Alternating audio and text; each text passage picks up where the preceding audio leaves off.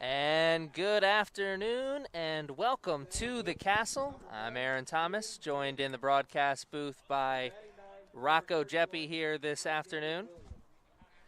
And we have playoff baseball here at the Castle. We certainly do. The Knights looking to continue their streak, Aaron. Obviously, this is just round one. The Knights have made the region semifinal, Final Four double elimination round 6 seasons in a row. So looking to extend that streak. Against the Raptors, it's 5 versus 8 today. Just to go over the lineups really quick here, we'll start with the Raptors leading off in left field, Chris Berger. Batting second to shortstop, Miles Levere. Seamus Harrigan is batting third and doing the DHing today. In the cleanup spot, third baseman Daniel Whedon. Ethan Simones bats fifth, and he'll be in center field. Sean Clark batting sixth at first base. The catcher, Matthew Fry, batting in the number 7 hole. Batting eighth is Jaden Minnick. He'll be at second base. And patrolling the right field corner is going to be Alexander Williams, batting ninth. And they are going to go up against Jeff Young, who we'll have more information for in just a moment here. On the flip side, for the home team Knights, Alvin Corello will lead things off. He's at third base today. Max Genjica, he's at second base. Mitch Haywood will bat third and do the catching. Emmanuel Maldonado at first base, batting fourth. Batting fifth is Sammy Cannella. He's going to be in right field. Designated hitter Nick Hemstreet is hitting sixth. Austin Mumma patrolling center field, batting seventh. Batting eighth is going to be Luis Gonzalez in left field. And the shortstop, J.J. Arazo, will hit ninth. They will take on the starting pitcher from the Raptors, Julio Suaro.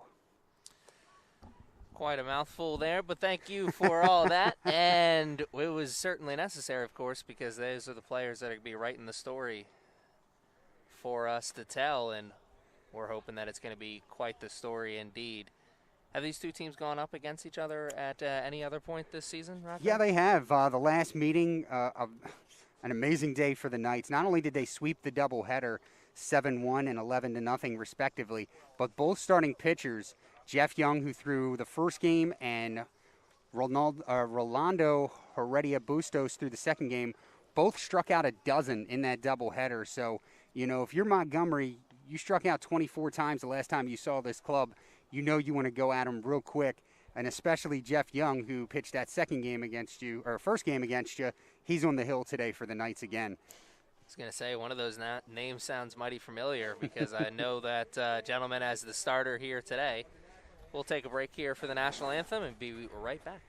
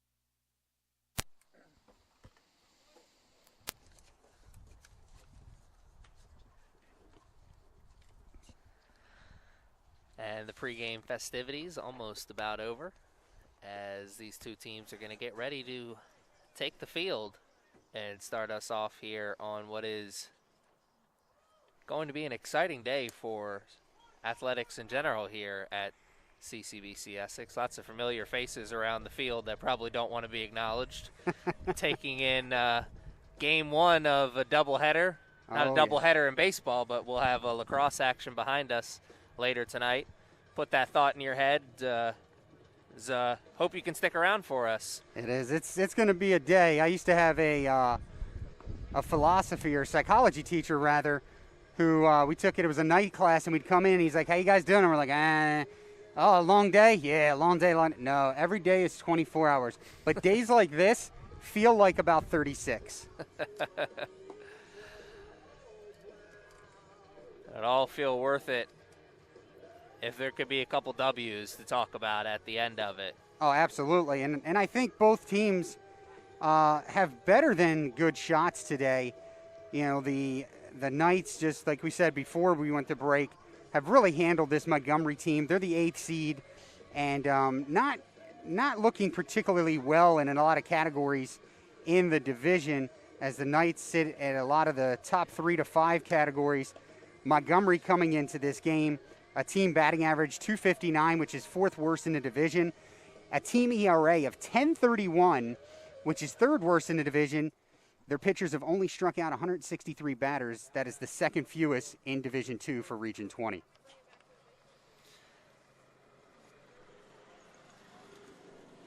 Left fielder Berger doing the leadoff duties. Jeff Young coming off a 12 strikeout game, he said, last time he faced this lineup. I should say this team, maybe not the exact formation of the lineup.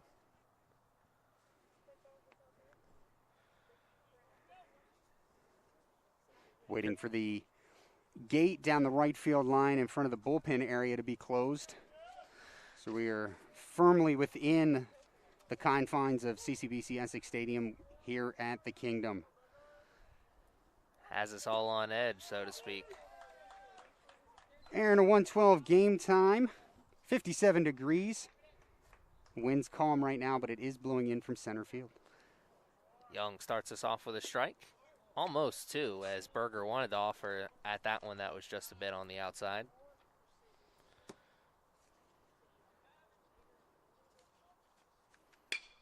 Berger puts this one right in front of Chinjinka, and he plays that one perfectly. It hopped pretty much directly in front of where his glove was. Yeah, it was a good play on the short hop. You never know with this infield, but surprisingly, with all the rain, even having the tar point and everything, the infield more dry than it normally is, as they took it off early in the afternoon. So Berger grounds out to second on his first AB, and we'll see the shortstop, Levere. Levere, not a good slash line, 222, 314, 322, as we see him swing through one there. He does have a home run this year and 6 doubles. Swinging for that home run there as he finds himself in an early 0-2 hole. Young working quickly. Wanted to get him go chasing. You love to see the pitchers work quickly. We heard a lot about that the other day, of course, with John Means no-no, and then the passing of Ray Miller. As a nice catch out there in left from Gonzalez. It looked like he got a good jump on it, but didn't quite judge the depth of it well. And I was wondering what the situation was there, because if he takes a step back and then comes forward, does it play and drop in front of him? Mm-hmm. Maybe that jump was the only option, regardless. Well, he needed every bit of that 5'8" frame. An incredible vertical. No vertical needed on that one, as Mumma tracks it cleanly in center for the third out. And a 1-2-3 to start things for Jeff Young. No strikeouts, but he'll take that. Second best. We'll be back with the Knights after this.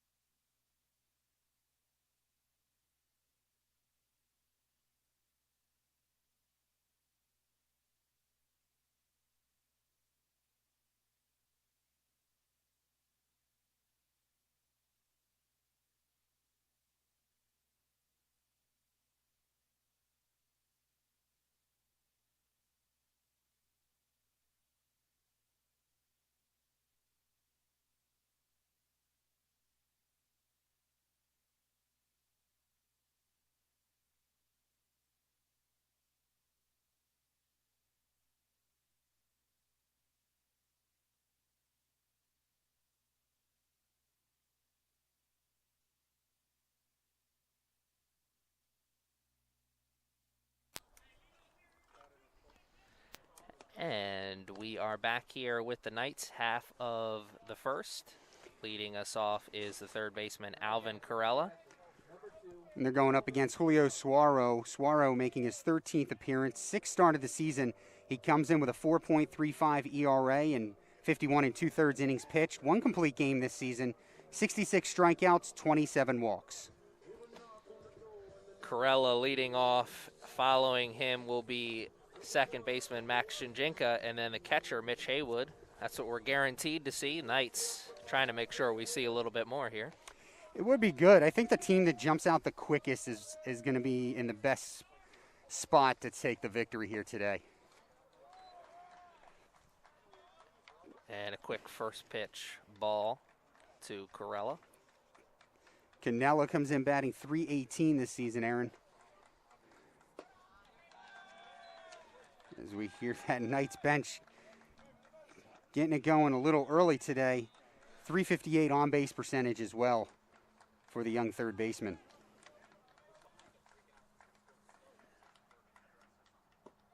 And he'll get on base and stay on your mind as well. He'll move around on those bases. 2-1 as we see the first strike of this at-bat. And you talked about the chirping we hear from the bench a little early. Understanding the stakes that are in front. It's a big plate on here today. Like a couple on this team, the ability to steal here with Corella. This team top 15 in the nation for Division II stolen bases with 111. Early advantage, 3-1, and he works himself a leadoff walk. It's exactly the start the Knights want. They want to get that leadoff runner on, make him work the pitcher. Now, you talked about the high rate of steals for this Knights team. Early advantage here with that man on first with the leadoff walk, but have to be smart on the bases. Don't want to run into and out. Yeah, definitely. And Cannella has 4 stolen bases this year. He's also been caught 4 times, so got to pick your spot. And that one, very, very close. Good pick play. And you'll notice in the playoffs here today, Aaron, it's going to be a little easier to appeal plays at first base as we have 2 infield umpires for the postseason in addition to our umpire behind home plate. There he goes. And an early steal attempt, and the throw is high, and we'll see another throw. This one, he missed that play. The ball definitely beat him there. And Cannella got to be on your horse a little bit more than that. You can't run into outs. The umpire missed that call. He did not get the tag down on the first swing through. He got him up a little higher on the leg as he slid through the tag. Bang, bang play all the way around. Started at second, ended at third, and it ends with an out. So just like that, the leadoff walk doesn't amount to much, but Max Shinjinka still an opportunity to focus on his AB as it's now 1-1. Yeah, he'll have to get on. And that play by Cannella, you have to know as you're sliding in, you have to go. As the moment that you recover from that slide, you have to go. And he had a bit of a hesitation. I think that's what got him caught. Simone's the throw from center field, I believe, as you did have somebody, the other infielder, backing up the play, but the throw from the catcher went over everybody's head. Yeah, it was a good throw. I mean, he made the play that he had to make. Early action. And, ooh, Nelly, Max Shinjinka, better eye than me. 2-2. Yeah, that pitch, a late break. I think if it breaks a little bit earlier, he may have gotten Shinjinka to chase, but, oh, that's a good play. And Shinjinka laces that one down the first base line. He'll be hustling, trying to take 2. He'll take it, and he'll get in there standing. Those are the kind of smile and frown hits there because we're probably thinking the same thing. Had Cannella stayed at second base, it's 1-0 Knights. Yeah, that smile and frown, that's about that sums it up perfectly because you're happy for Max Shinjinka, who laced a nice 2-strike double down the first base line. Yeah, but what could have been is what everyone is thinking right now. But what could be is now the opportunity is on Mitch Haywood's barrel. Second on the team with a .325 average, .457 on base. Second with 19 RBI. The ball does find the barrel, but it also finds the center fielder's glove for out number 2. First pitch swinging. You heard that. That was loud. Mm-hmm. Made good contact, but just one step over into that left field gap and then a catch. Pretty aggressive there, no jokes.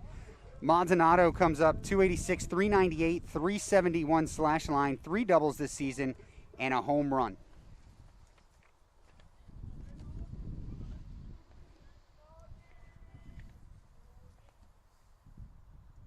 So the Raptors defense and pitching staff, Saguaro, working quickly. Outs not coming the same way they were on the top half of the frame, but they are not. Still 2 outs and no runs. You see Maldonado had something on his mind there, the Palm Beach native. Big cut at that first pitch.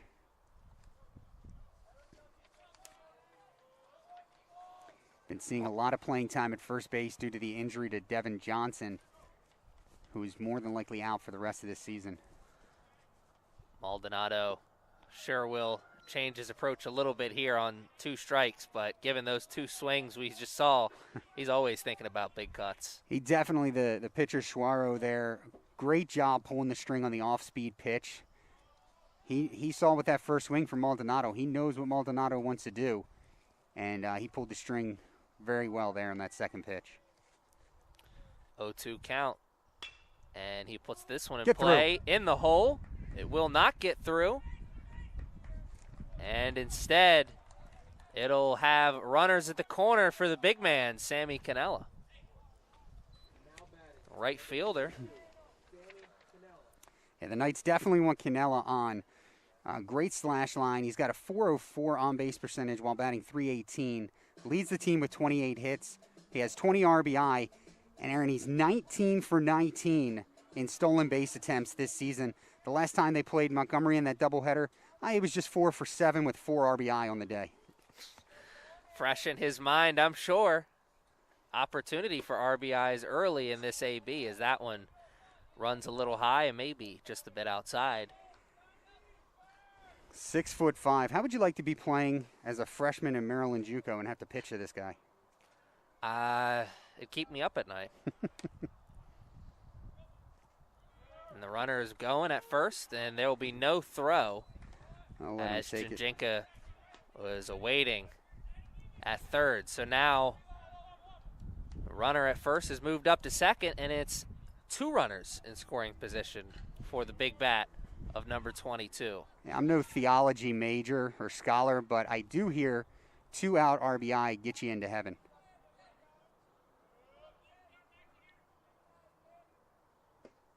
Oof. And a big swing there.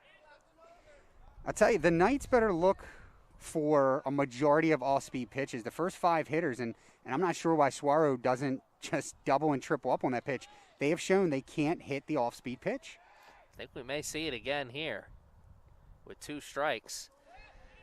Instead, he gets him chasing, and the throw to first is high safe. And brings him off the bag, and Maxwell Janjinka comes home to score.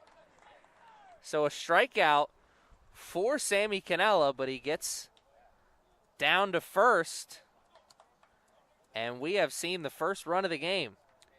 Reaching first on the error to the catcher. Coming in to score is Janjinka.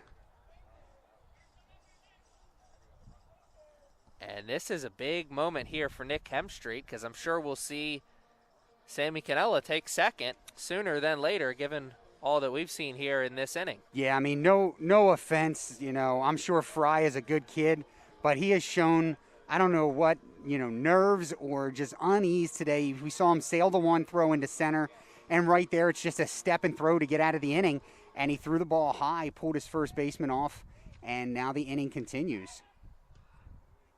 The good thing about being 6'5" is you could take a lead a third of the way to second base and still dive back.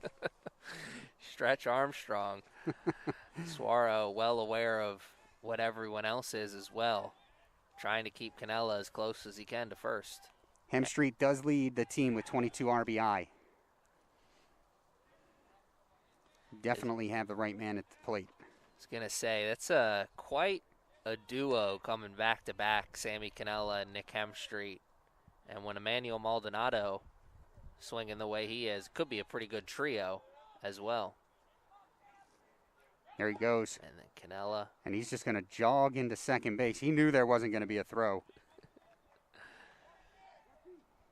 Not too often you can strike out and steal second on 2 straight pitches.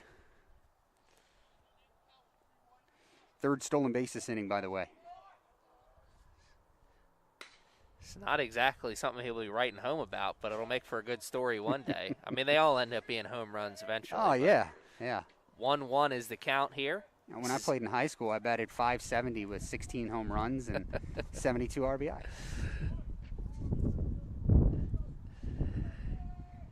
Here's a 1-1 count here. Hemstreet. He's got 2 runners in scoring position with 2 outs. And that one finds the outside part of the plate. I think this is a good walk away for Hemstreet. You know, you looked at the fastball, which you now know you're in the hole 1 and 2. You're going to get something off speed. Maybe he'll throw the breaking ball. So get yourself mentally ready for that. Hopefully he doesn't chase something. Max Shinjinka started us off with a 2-strike hit. See if Hemstreet can continue. That ball's going to get down. And he will. Cannella will go.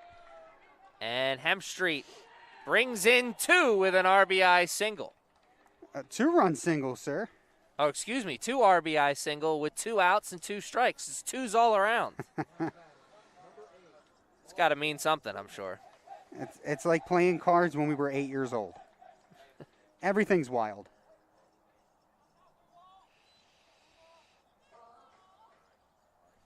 And here comes the center fielder, Austin Mumma. I know he's had some theatrics this season. I think the biggest theatric is that hair. He definitely doesn't look like his picture online. You can't miss that. And he will hit that one off the end of the bat. And the shortstop, Levere, will play it and take the easy out at second. Though 3 runs come across and score for the Knights as they are now in the driver's seat as we head into the second inning.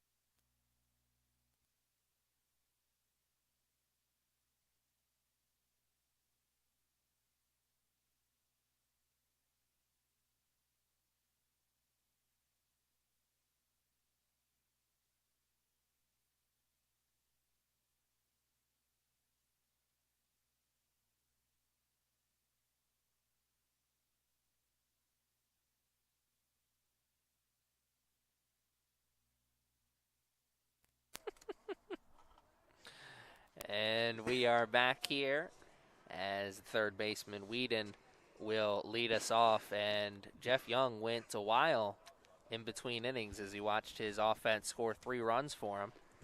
I think he'll take that. Whedon comes to the plate, .350 batter, .400 on base percentage. And Aaron, one of the better hitters on this team, he's slugging .550, which is second best. 4 home runs, 18 RBI to go along with 2 doubles and a triple.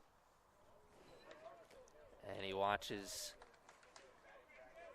2 balls go by as he finds himself in an early hitter's advantage.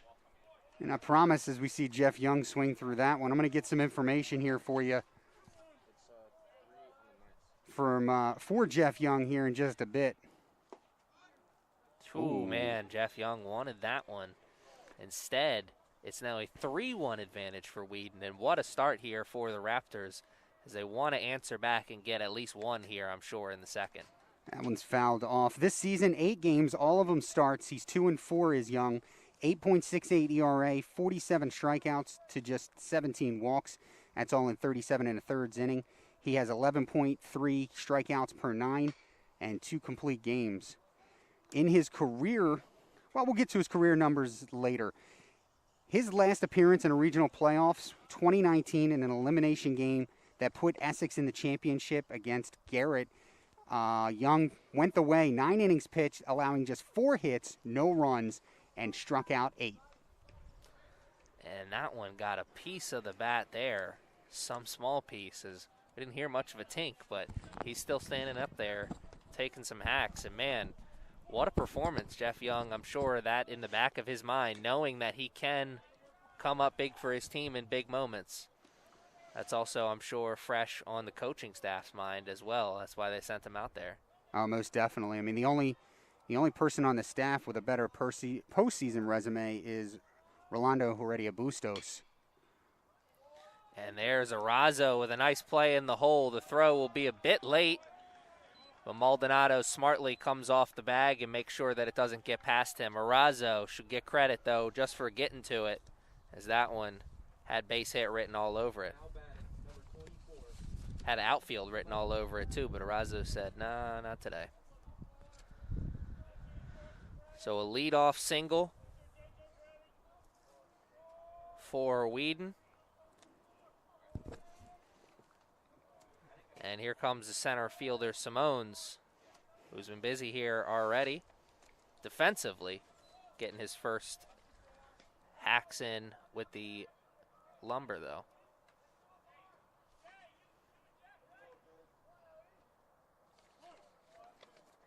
First base runner of the game here for the Raptors. And an early 0-2 is that one. We'll keep the runner at first as it flares off the end of the bat. Simone's a .347 batter, Aaron. 6 doubles, 4 home runs. He's second on the team with 17 RBI, and he leads the team with 10 stolen bases yet to be caught. And he takes a defensive approach there, swinging at the pitch that was just a bit on the outside, Black. And he fouls it off and keeps his AB alive.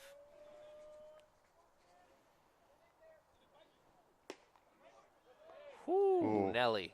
It was a backdoor breaking ball there, and from this side you did see it go backdoor. I think the umpire got it right. You might not hear me say that very much, but I think the umpire did get the call right, but it was a beautiful pitch. Yeah, what surprises me is that Simone didn't swing at that one. Mm-hmm. Try and foul it off. He swings at that and does just that. Runner's getting his cardio in over at first with 2 strikes on. Well, that's good. Tire him out. Whedon, he is 4 for 4 in stolen base attempts this year. And nice. Jeff Young will get his first strikeout of the game. He worked through a quick 1-2-3 to start things off in the first. We watched the first batter of the second inning get on, and now he's working with 1 out here against the first baseman. Clark batting .256, .360 on base percentage. He's 11 for 43 this season.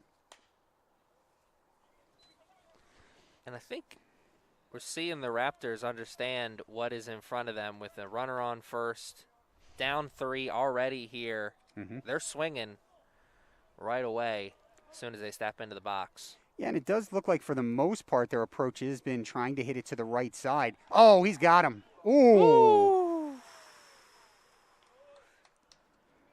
I guess that throw just didn't get there as fast as I wanted it to, because when he started his slide back to first base, it looked to me like he was done. And it's also one of those tricky things. You know, the ball beats the runner, but does the tag beat the runner? And he's swinging at that one. Swing and a miss, but the ball got too far away from Haywood that Whedon moves up.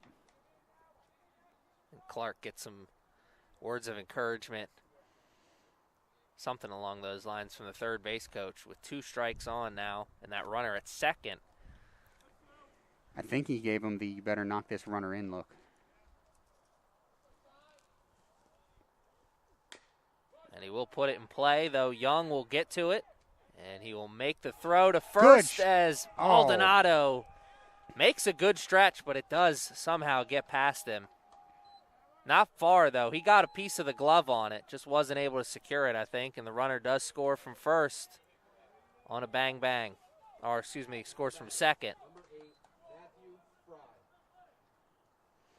Yeah, I think you got to score that in error because a good throw beats him, or gets him. Heck of a job there by Maldonado trying to stretch in order to get that one, but ultimately he can't, and the run scores from second. Good hustle by the Raptors' Whedon. Fry turns around to bunt, and the throw to first will get him. So he only sees one pitch, but served his purpose.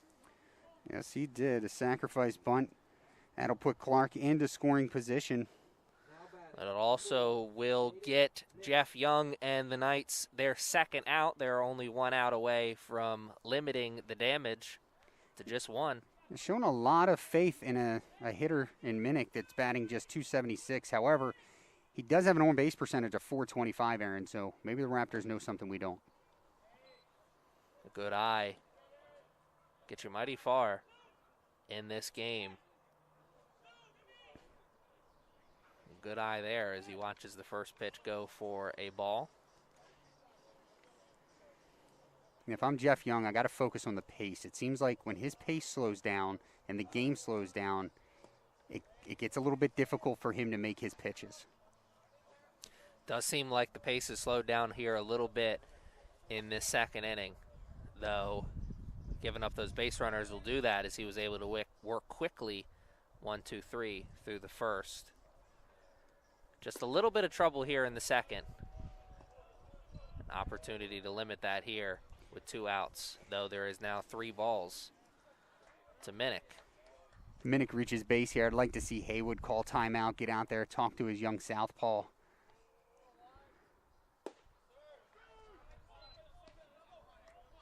Young says pump the brakes on that just for a second as he sees the first strike go across the plate. 3-1. Minnick swinging, but has to be careful here still. Good off-speed pitch. Whoo, Minnick, I'm sure, disappointed with that one as he probably felt that one was a bit high, but that was a nice pitch there. I mean, caught him by surprise. That's pitching in 2021. If fastball count, what do? You throw him a breaking ball. Yeah. You throw him what you can control, and that one was Make a the dribbler pick. to third. And Corella has it play off of the glove. And he lost it there for a second, but Young knew exactly where it was. So he knew he was going to have to pitch some more. And official scorer did say E5. The inning will continue.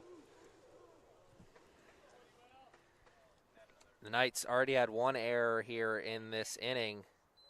That one, the second of the inning, also will prolong the inning and will have runners at first and third. Williams playing in just his 9th game this season, comes in with a .211 batting average.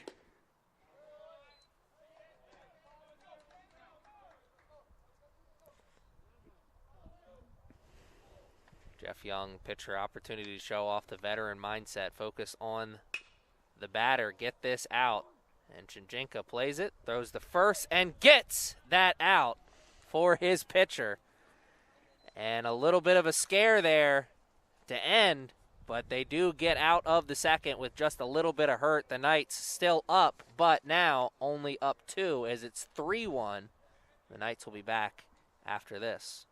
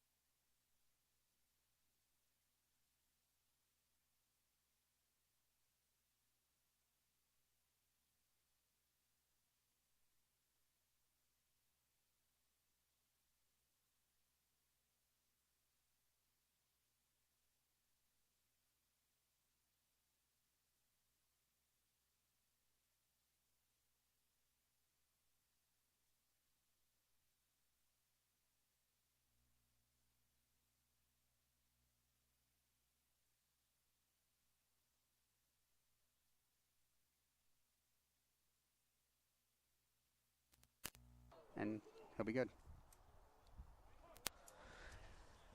And the Knights are good here as we are in. Ooh! Well, that'll work too. Yep. Showing off the toughness. Showing that he's tougher than me. Luis Gonzalez says that didn't hurt. He'll take first. On the hit by pitch, he showed bunt and then got hit. I mean, if Bob Gibson was on the mound, we'd think something else. But now, Arazo, I talked to Arazo in the beginning during warm-ups, and I gave him a little tap on the right shoulder, and he looked at me. I said, well, the last shortstop I tapped on the shoulder in a playoff game went 2 for 3 with a double and 2 RBI. So if he has a day like that today, I'm taking at least 15% credit. As you should.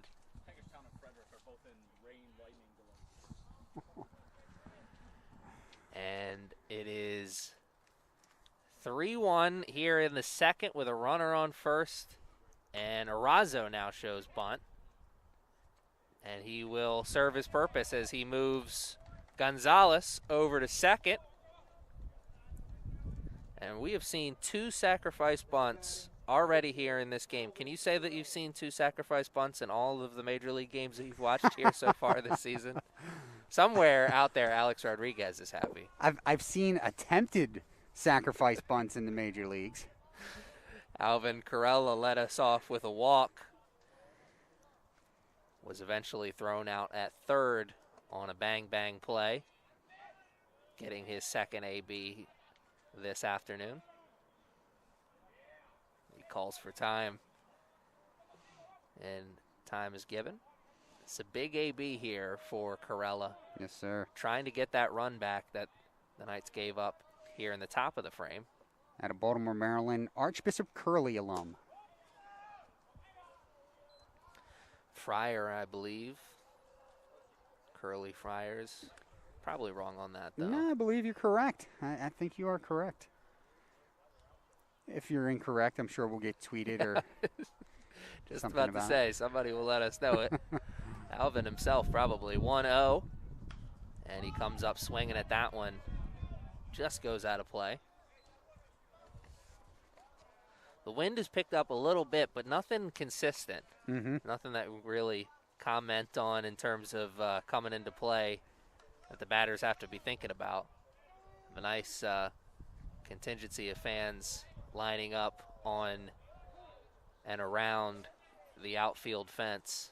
Yeah, really appreciate their patience with this season and not being able to allow folks in the bleachers here, but we are allowed to have them out there on the hill beyond the fence. And Corelli started to get the motion ready, just didn't offer at the pitch. Sees it called a strike.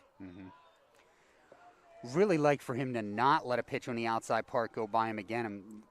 Extreme amount of room over on that right side. The first baseman playing the line really close.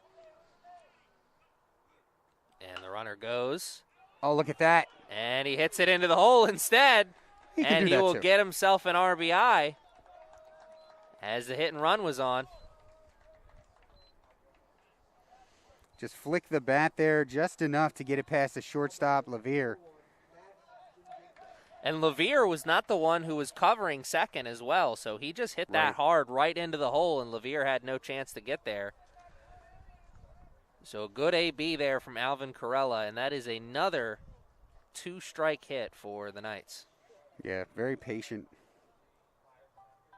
10th RBI of the year for Corella. Max Chinjenko, who had a double and came around and scored the game's first run. It's also seen his glove be tested a few times here already. 0-1 to start. Looking to hit something in the air here, I'm sure. Avoid that double play.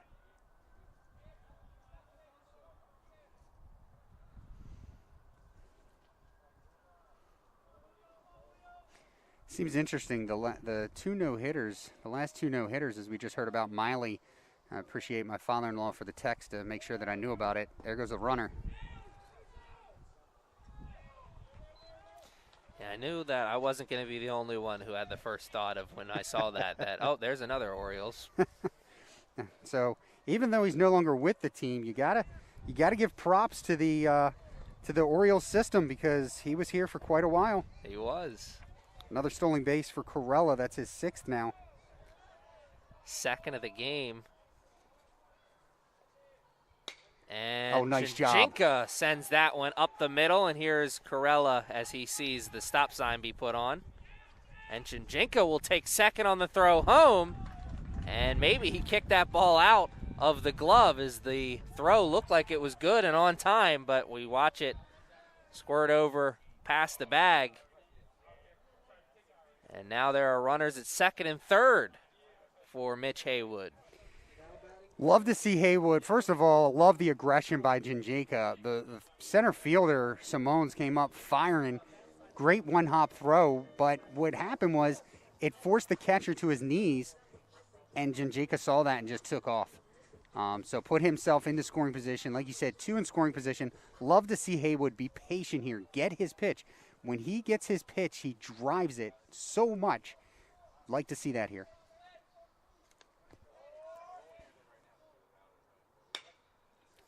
Haywood. Draw it in infield. Will get credit for the RBI. He preached patience, and he swung at the first pitch. They don't listen to me. Served its purpose, but I'm sure we'll be thinking about what could have been. Though the runner does move over to 3rd, and there's still another opportunity on the plate of Emmanuel Maldonado. Had a single, stolen base, and a run scored his last time up.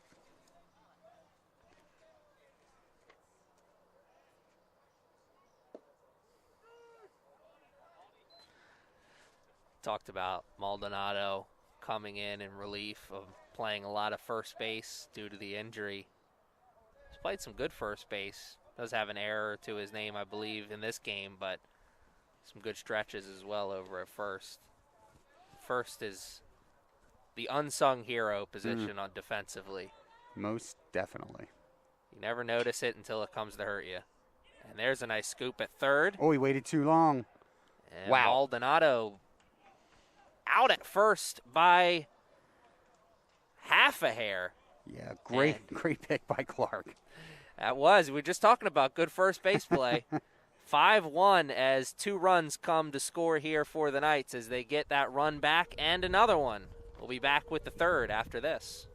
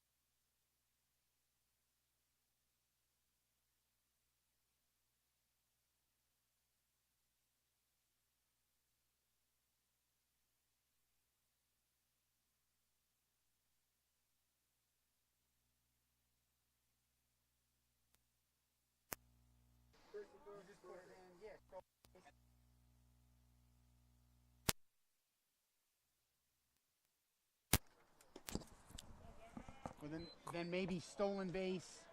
Christopher Berger, the leadoff man, is leading off here the 3rd. Jeff Young, of course, still doing the pitching here for the Knights. He's watched 1 run go across the board for the Raptors, 5 for his team, so he's feeling comfortable and in the driver's seat. 2-1, though, against the leadoff man here in this inning. That one hit hard into the hole, and he will take the turn, though stay at first. Leadoff single for Christopher Berger. And again, a good start here for the Raptors as they find themselves in a little bit of a bigger hole now.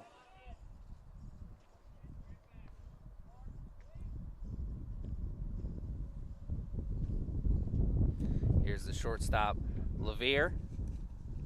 Flew out to left in his first AB. A fly out, he hit hard as it forced Gonzalez to make an awkward catch. Just got to attack the strike zone. You got to trust that the 7 guys behind you and the guy behind the plate are going to have your back. Young will be attacking the strike zone from here on out, I'm sure, as he finds himself in the early 2-1 hole. Yeah, and I get it, like a 4-run lead, not much in this JUCO atmosphere as we've seen this season. But what you have seen is that your bats have your back. You know, they've scored 5 runs in the first 2 innings. Just go after the hitters. That one got just a piece of the bat. Runs it full, and we'll see a payoff pitch. That runner at first, not showing too much of a lead. Need communication here. Corella will take it at third. Aldonado, long run over from his first base position. Now here with 1 out, an opportunity, double play, could be a pitcher's best friend. And it's all the little things. Like right there, what we see, what the folks see at home is a pop-up caught by the third baseman. What you're not able to see or hear is, yes, you saw Maldonado converging from first base, but then you had the communication. Everybody did what they should, and then Corella with the communication, letting him know that he's picked off. Oh, my, was that close. And it goes the Knights' way with a big pickoff play for Young. He is a left-handed pitcher, so he's facing first base. That throw, I'm not going to say easier, because if it was easier, we'd see more pitchers do it. But a little bit different for him. It's funny how many left-handed pitchers I've seen that cannot make a good throw to first.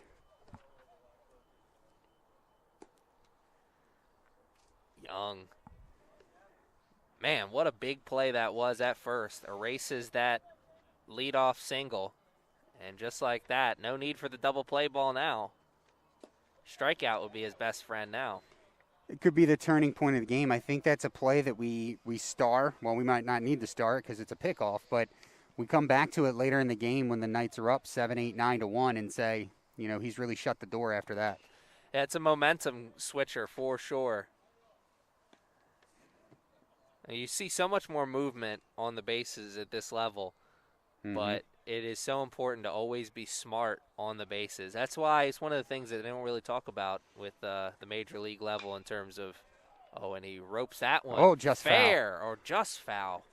And it looked like it hit the line there for a second, but I like this umpire. You don't always get umpires that are so emphatic with their signs on fair and foul balls. I like this. I thought there was a touchdown. I thought Al Bundy just scored his 5th touchdown of the game there with the way that guy signaled. He did. He did look like that. I did that too, by the way, in high school. I scored 5 touchdowns in a game. I never got that far. Yeah, me neither. The closest I got was the PA. And he will hit that one fair. Played and right there. Canella comes in and makes the play. Another I think theatrical catch in the outfield by this Knight squad. I think the assist goes to our assistant coach, DePino. I believe he's the one responsible for positioning the outfielders, because when that ball was hit, I said, oh, no, but then I looked up and I see 6'5" standing almost right there. It did. He did. That's a great point right there. He was positioned perfectly, made the play, and that was out number 3, 5-1. Knights still in the driver's seat here.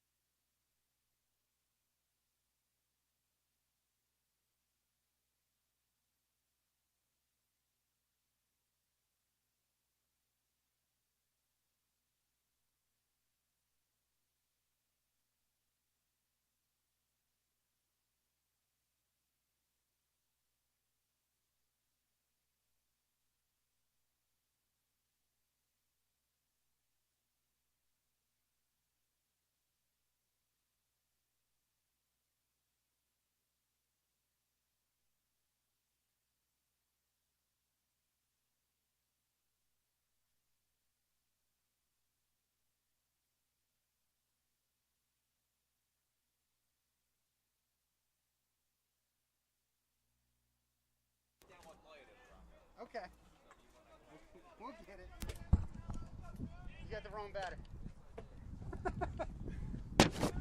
I'm like, that ain't it.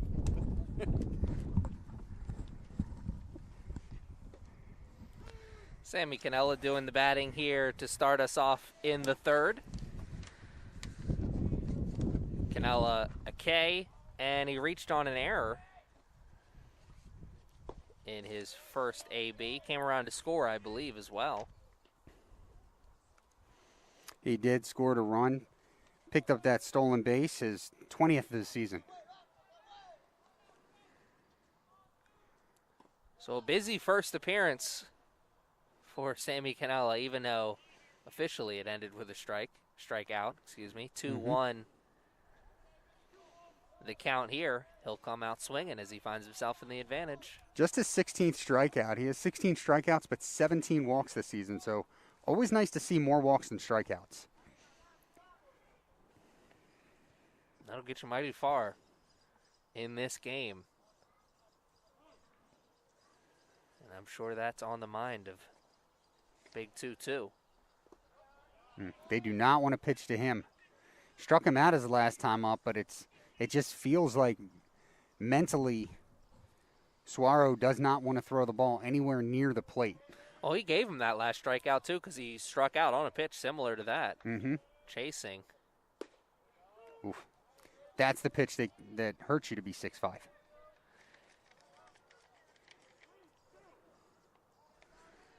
Let's see if he can get his arms extended here. He'll take the walk to go along with his strikeout. That was a heck of a take. Everyone out there in a purple jersey frustrated. Everyone in a white jersey impressed with how he didn't swing at that. Yeah, if you're an Essex fan, you say that's a great eye. If you're a Raptors fan, you're cursing the ump. The Knights' leading RBI getter, I think you could say it like that in baseball. Hemstreet, 24 RBI now. He already has 2 in this game.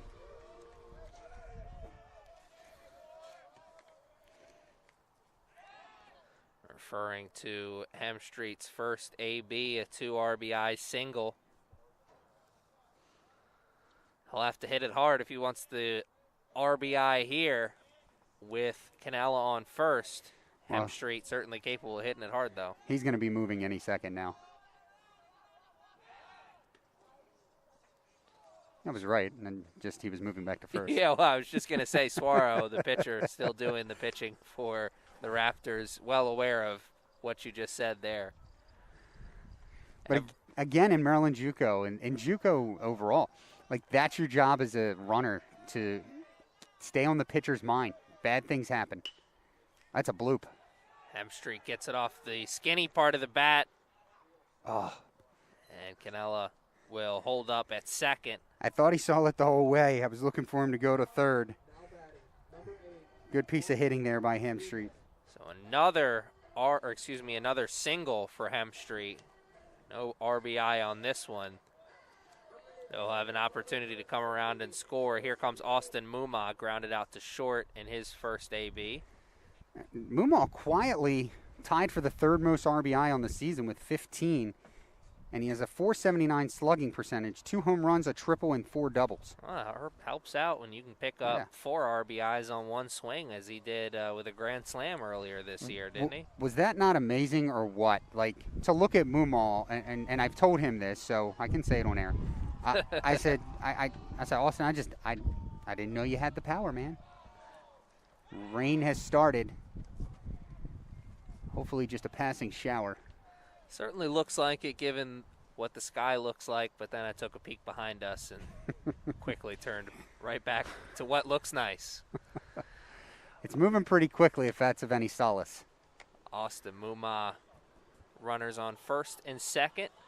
Still waiting to see his first pitch. He looks and squares and shows bunt and got a piece of somebody or something.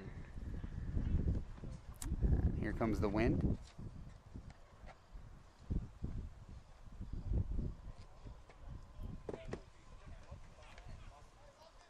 I mean, the good news is A, they're still playing and the wind is blowing out. So if Mumma can barrel one up here, it could quickly be a 7-run game. See if he shows the barrel here.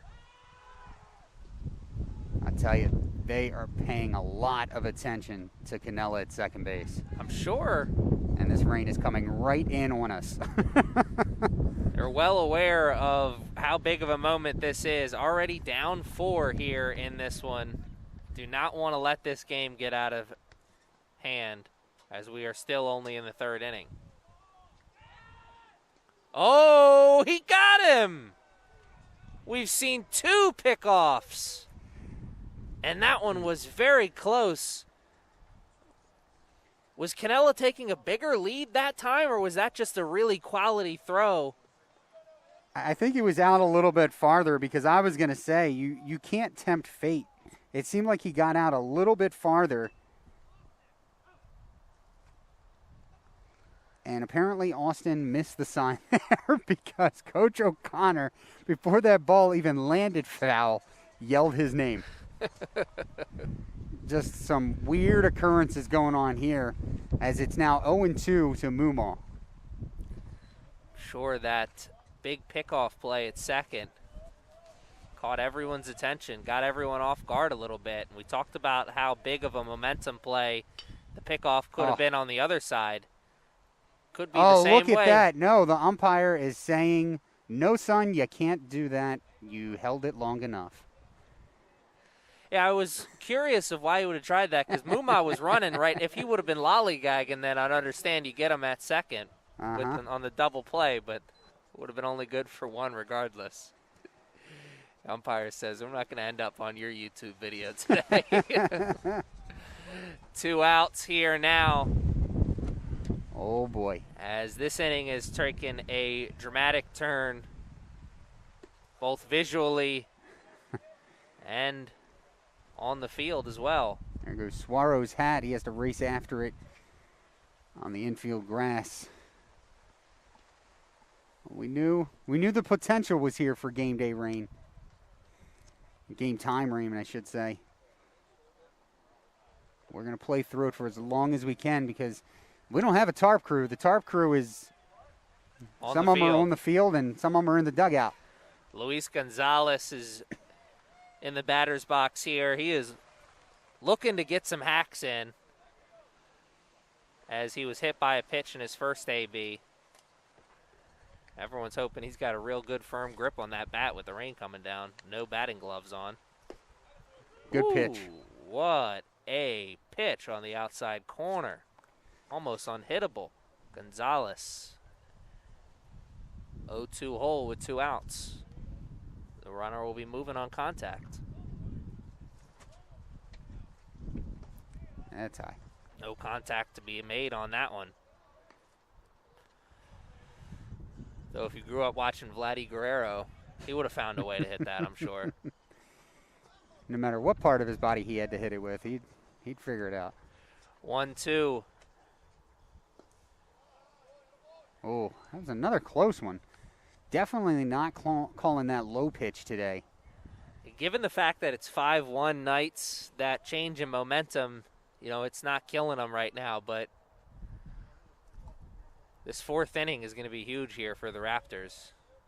It looked like they were going to run into a wall here for a while. And now maybe. Oh. Good catch. Just maybe. Minnick.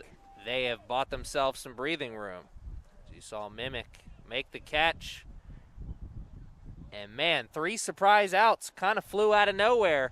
Looked like the Knights had something going, but instead we'll watch the Raptors take over in the 4th as it is now 5-1. Or still 5-1, I should say. Excuse me.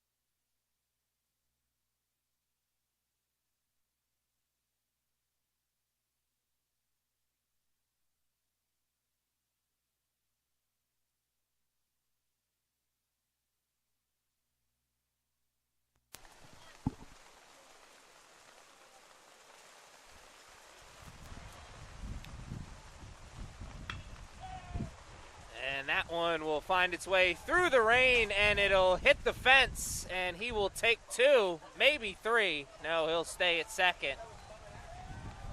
As the third baseman, Whedon, now has a double to go along with his single, and what a way to start the fourth when you're down 4 runs. His third double of the season. Came in tied for the team lead with 4 home runs and leads the team with 18 RBI, but he jumped on that opening pitch. And here is the center fielder, Simones, who went down with a strikeout in his first AB. That's the first and only strikeout of the game, and he finds the wet part of the grass, and the ball just dies as it is now runners at the corner to start the 4th inning. Wow, what a way to start the inning. The momentum has changed along with the weather as the Raptors are building here, as now the first baseman, Clark, who reached on an error in his first AB, takes over.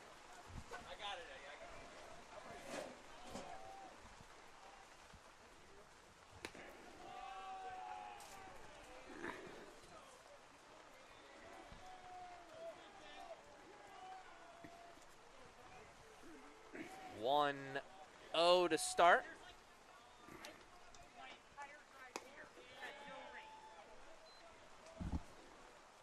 Now 2-0. Clark steps out, takes the sign.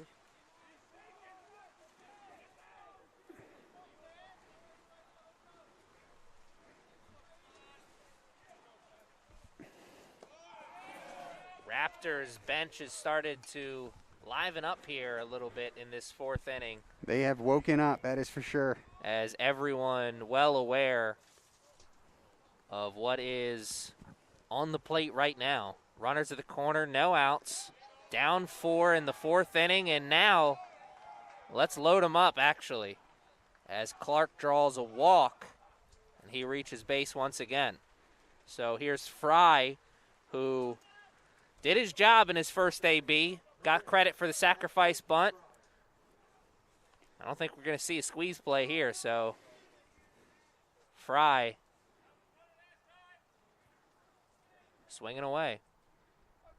Yeah, glad to see someone go onto that mound and talk with Jeff Young. You know, double, a bunt single, and a walk. And a bunt single that everyone thought was going to go foul. They played that dead on the third baseline thinking it was going to die, and if it wasn't raining, it probably would have went foul. The rain that has stopped here for a second.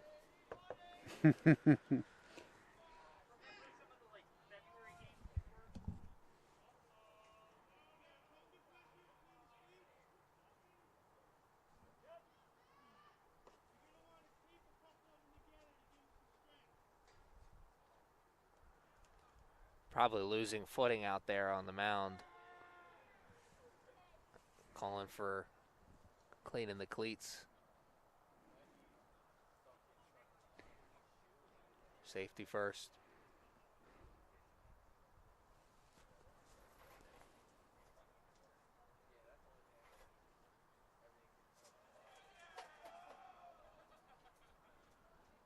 Gives Fry an opportunity to talk strategy here with his third base coach. It's a big moment. Fry hitting out of the 7th spot. Like I said, when he first came up to the plate, had a sacrifice bunt in his first AB. We'll have a 1-0 count when he steps back into the plate. And Knights really need to get back on track here. I mean, we were talking about some divisional rankings before the game. The Knights as a staff, 235 strikeouts and 9.22 strikeouts per 9. That's third in the division. They've allowed the third fewest home runs and 141 walks this year. That's the 5th fewest in the division. So, and that's the division is 11 teams. So, just need to do what you do good, do what you do well. And I think for Jeff Young, that's attacking the strike zone. When he tries to work around the plate and, finesse, I don't think it works out well for him. And hopefully we can figure that out here. Hit a little atom ball, come home, get the force. And again, they're not calling that low pitch, Aaron. They are not. They've stayed away from that. Both teams aren't getting it. 2-0. We have Maldonado and Corella playing right there on the grass. Janjinka and Arazo playing more at the natural spots. And a good eye there as it runs.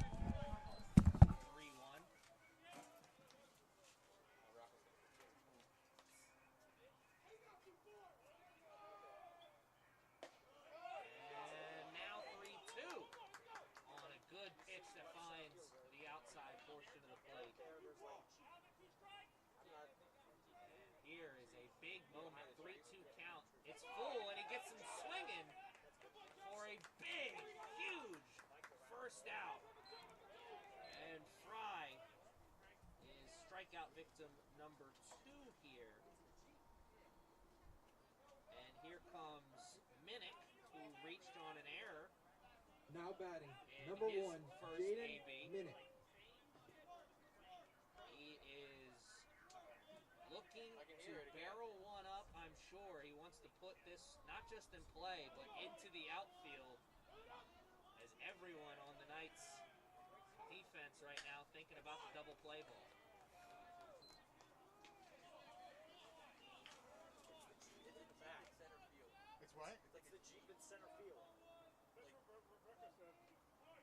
Where's their Jeep in center field? It's like behind. It's like behind.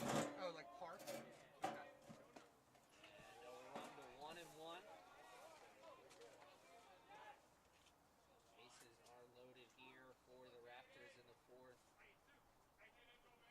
5-1 game. Biggest opportunity that they have had so far here in front of them. Last guy struck out. Minnick pointing out of the number 8 hole. 1-2. Jeff Young looking for his second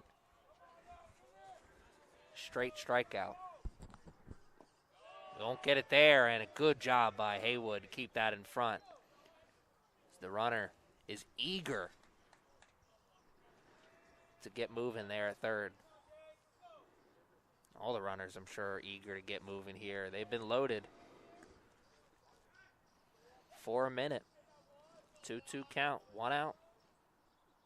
Gets him swinging, and that's foul. Just foul. We'll take it.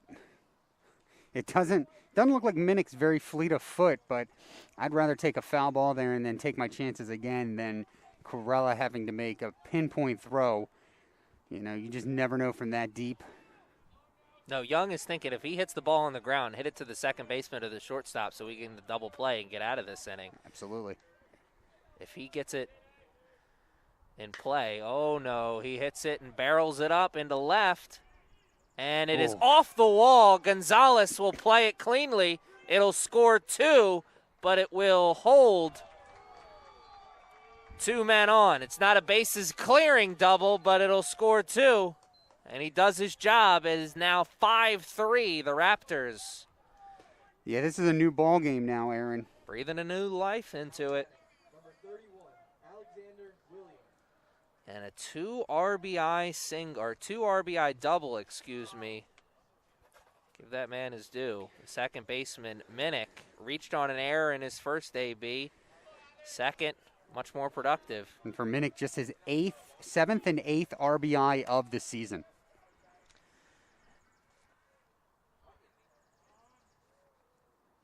And with runners at second and third and the right fielder, the number 9 hitter, Williams, coming to the plate. He's going to talk strategies with his third base coach, I'm sure, talking about avoiding hitting the ball on the ground. Wants to hit the ball in the air. Worst comes to worst, you get a sacrifice fly. Looks like the third baseman, Corella, will play in. The rest of the defense pretty straight up on the infield. Doesn't get the sacrifice fly, but does get the RBI. That ball was hit hard enough as it was no play at home. It is now just a one-run game. RBI ground out for Williams. He'll take it. His first RBI of the season. Now this is just his 9th game, so. Congratulations to that young man. 5-4 now. And that first career RBI couldn't come at a bigger moment. Just like that, this is a brand new ball game. Though just like that, Jeff Young is 1 strike away from getting out. And the runner's coming home, and gotta he will throw the score. ball. I don't know why Haywood just didn't turn and toss the ball. It would have been a close play, but you got to give him a chance. Instead, we're tied up at 5. 1-2.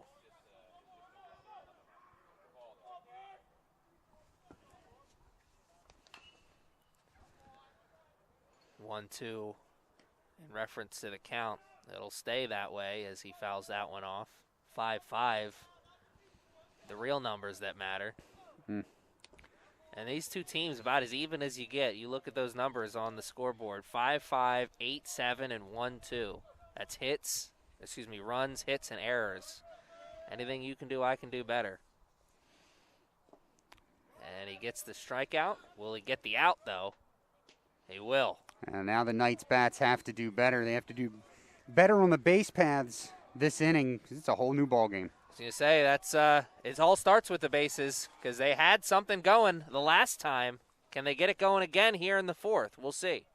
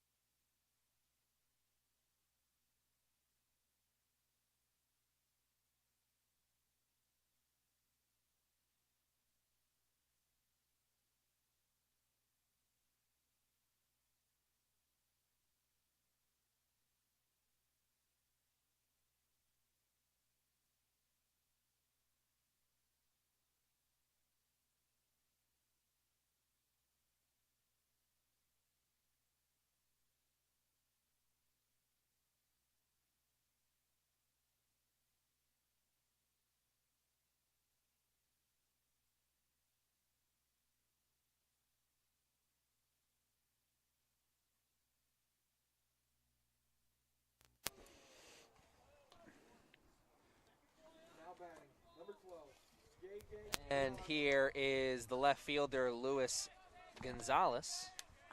Or, excuse me, this is J.J. Arazo.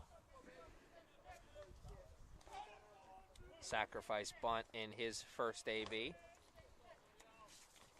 Arazo here is a chance of let's go 1-2.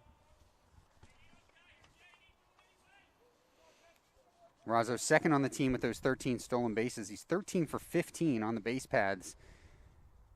And you know he wants to get on base. He's slumping in his last 7 games. He's hitless, 0 for 8. But he does have 5 walks during that time and a .385 on-base percentage. So finding a way to get on base. Finding a way to help his team out there as we well, as he had the sacrifice bunt in his first AB, and he comes through with a leadoff single in his second. Little ground ball with eyes right there. Indeed, that one just bounced right over the second baseman's glove, Minnick. I don't think it's going to be a surprise to anyone to see what happens in this at-bat. No, I do not think it will be, though he does have a leadoff walk and a single to his name, so maybe they trust that barrel in his hand, though, given that it's now tied. I think everyone knows what you're referring to. Yeah, I mean, I'm the one on the broadcast, not the one out there between the lines, but I'd let him swing away. Oh, but he put down a great bunt. Took a perfect play, and a perfect play is what we had. Clark caught it up there on the heel. Alvin Corello does his job, though. Number 1, Max Jinjinka. Yeah. And Jinjinka, a bat that they want here at the plate with a runner in scoring position. He has a double and a single to his name here already. Now, officially, Corella still just 1 for 1. He's got the sack now and a walk to go along with a single. And an RBI.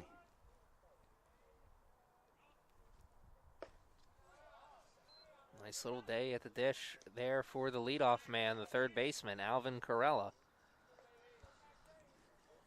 Can his teammate, Max Jinjinka, pick him up here with that runner at second? Again, that right side, almost that entire right side is open.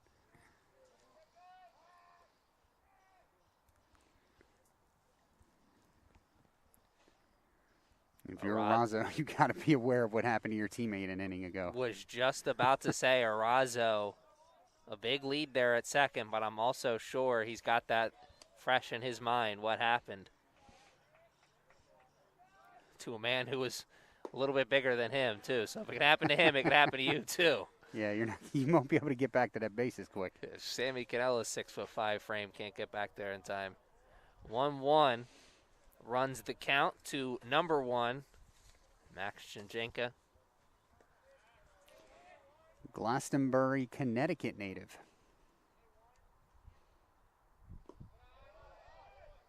And here's the chance of good eye. Bottom fell all the way out of that one. 2-1. And this fourth inning looking a lot different than the Knights thought it was going to, I'm sure, when it started. Fourth inning has been very important for the Knights all season long. Oh, big jump. And the runner goes. No and chance. He got a great jump there. Wow, he came in there. Sliding head first. And he beat it all the way. So now,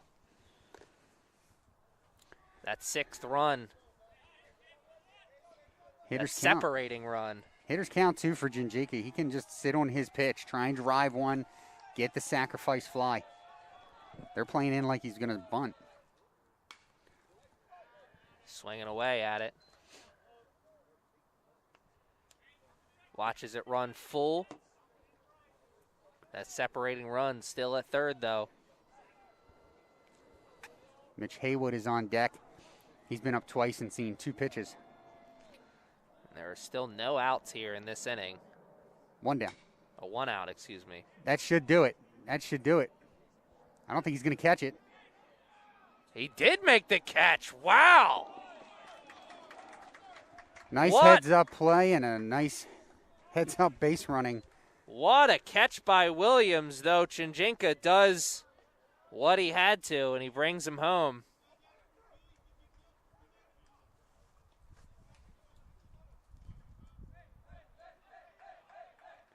And here comes Haywood. Number 34, Mitchell Haywood. Sack flying an RBI for Jinjinka.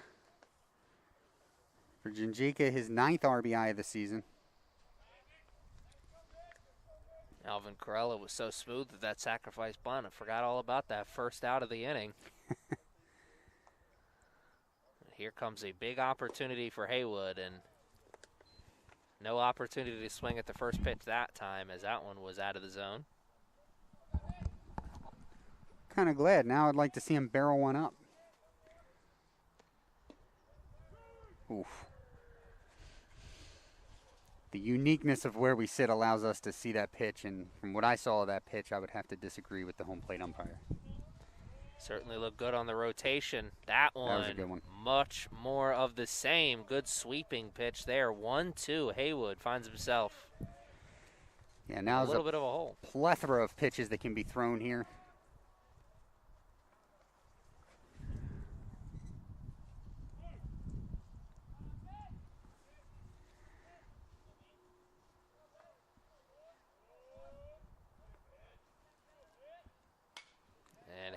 keep himself alive. Lucky to get a piece of that one. I think he was looking middle in on that pitch, and he was a little bit, he wasn't on his heels, but he was kind of pulling away from the pitch as he smacked at it.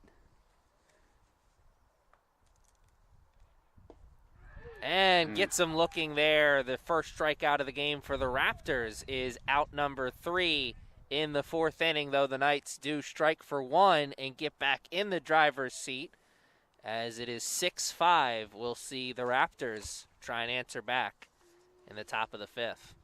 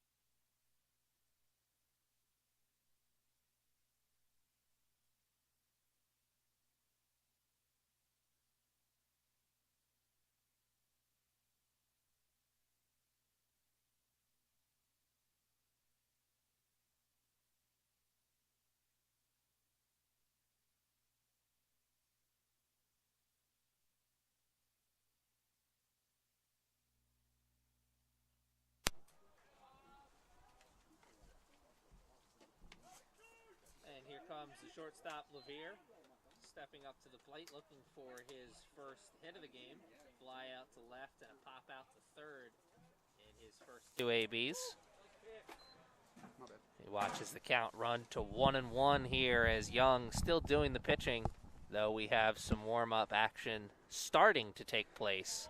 So I think we'll see Young probably for the rest of this 5th inning, but maybe in the 6th we see somebody else take over the mound work. Yeah, a little bit of stretching out there. I'm not sure. It looks like it may be Rivera, but the jackets are still on. We'll get that information out once we have it confirmed. Levere bobbles his head a little bit as he chases one out of the zone. 2-2 now the count, and he hits that one right back to Young as he will do his Greg Maddux impression. Greg Maddux used to say, "You don't have to steal signs from me. I'll tell you what's coming. It's an 89-mile-per-hour sinker, and you still won't hit it." Number 5, Seamus Harrigan. Just don't. This reminds me of John Smoltz on the broadcast wondering why pitchers don't field ground balls or don't field pop-ups anymore. I can't remember the last time in my experience with baseball I've seen a pitcher at the higher levels field a pop-up. That's a good piece of hitting. And he ropes that one into the alley. He will make the turn at first, though Canella is quick to get that ball back into the infield, and he will keep that runner at first. So that is the first hit of the game for the designated hitter for the Raptors, as he had 2 flyouts before then. I mean, when your name is Seamus Harrigan, you got to be able to hit. You got to. Picks up his 23rd hit of the year. And here comes Whedon, a man who has a single and a double under his belt already. He's taking his 3rd trip into the batter's box. The tying run now at first, as it is a 6-5 ball game in the 5th. Yeah. Whedon early hole as he is swinging at the first 2 pitches. Into the meat of this lineup, the Knights, they'll have 4, 5, 6 coming up as well. Be a huge momentum shifter to get out of this inning with a ground ball double play with the meat of your order coming up. It's occupied. Throw to second. Good job. Good job. That's fine. And for those watching at home, basically what happened there is it was a drop third strike, but first base is occupied, so you do not have to complete the out on the hitter. So the runner is fair game, and that's what Haywood did there. He did the right thing. Throw down to second base. The ball is there. He can no longer advance now. If you would have gotten him going back to first base, that's just a huge bonus. Smart heads-up baseball all around there. Coachable moment.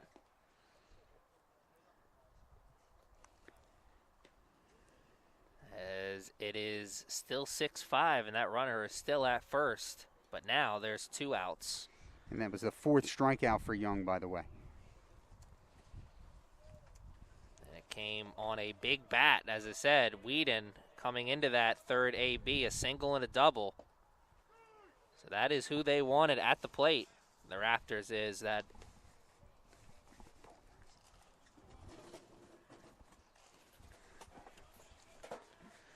And here comes Simmons, who Good shot. was the first strikeout victim of the game for Young. Had an infield single in his second AB. Oh, And good he'll be pitch. another strikeout victim. Man, I wish you could have been sitting where I was sitting. That ball had some movement both sides. Whew. Good morning, good afternoon, and good night. And that is the end of the top half of the 5th. It is still 6-5. The Knights' meat of the order is up.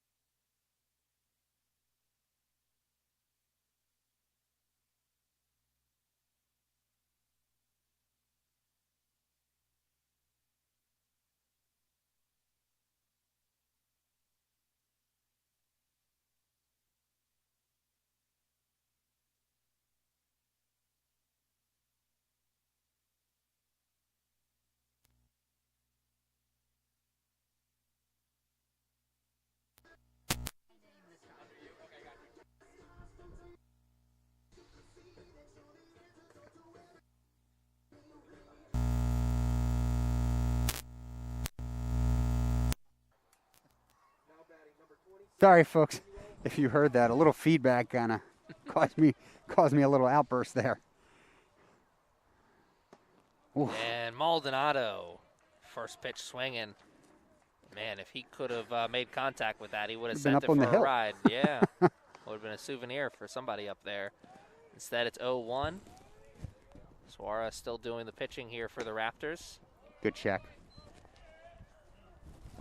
Maldonado almost ran it to 0-2 on his own there. Instead, he watches it go to 1-1. Ground out RBI is last at bat in the second inning. Single in his first AB. And he'll ground out there to start us off in the 5th, bottom of the 5th. Top of the 5th, successful there for the Knights as the Raptors got somebody on first and then left them there. Sammy Cannella trying to get to first here. Well, he's had an odd day on the offensive side. A strikeout and reached on the error, stole second, and then later would score. That was all on the first base. And then a walk to start off the 3rd.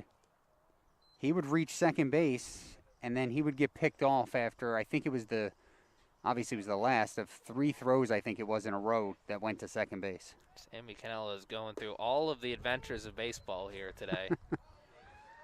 As now it is 1-1, and I don't know what happened there. I didn't see it from my side. I just think Suara has a new energy to him here in this game as well, understanding now it was 5-1 at one point. Now it's 6-5. Oh, energy took that one. It's a new ball game here for the Raptors. The warm-up action continues in the bullpen here for the Knights. Sammy Cannella calls time. A little bit of catch going on out there.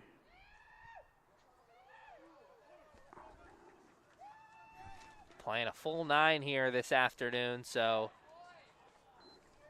some would say this is maybe the middle part of the game. I think it might be Heredia Bustos tossing out there. And Cannella will put that in play off the end of the bat to be played by Minnick at second. And that is out number 2 in the 5th. Cannella just missed that one. He got his arms extended, but saw it come off the end of the bat. Hemstreet comes up. He's 2 for 2. The 4-5-6 guys, he's having the better afternoon with 2 RBI in that first inning.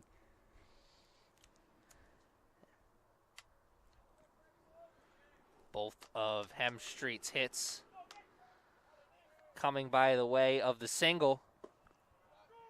They'd love another single here. Extend the inning a little bit. As we said earlier, he does have some pop. He leads the team with 3 home runs.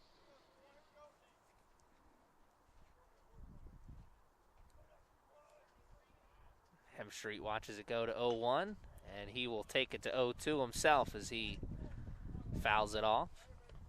And those scoreboards mirroring each other, the numbers in the scoreboards just mirroring each other. 5-6 runs, 9-8 hits, 1-2 on errors. These two teams playing pretty evenly here, almost through 5th. Oof. And we are through the 5th as Hemstreet grounds out to short for the final inning. And we will be back with the 6th. Can the Raptors get back to even? We'll find out.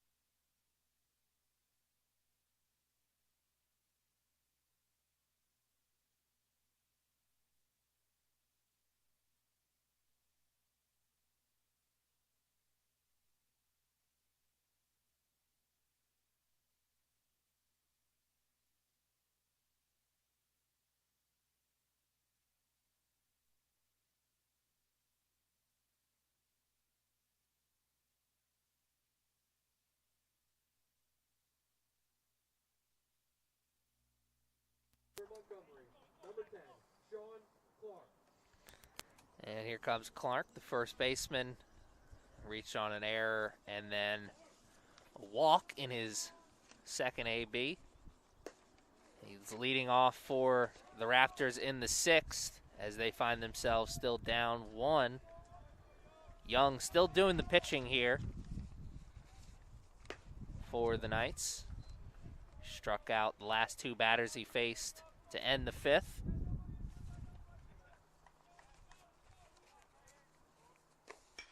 He gets his first strike of the 6th inning as now the count is 2-1.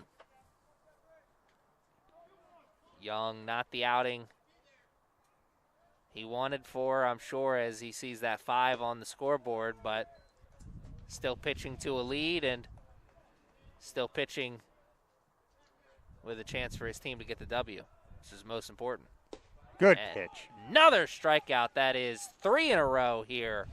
And he fought back for that one as it started out 2-0, and he gives him 3 straight strikes as that is K number 6, I believe, for 5 for Young. Batting number 8, Matthew Fry.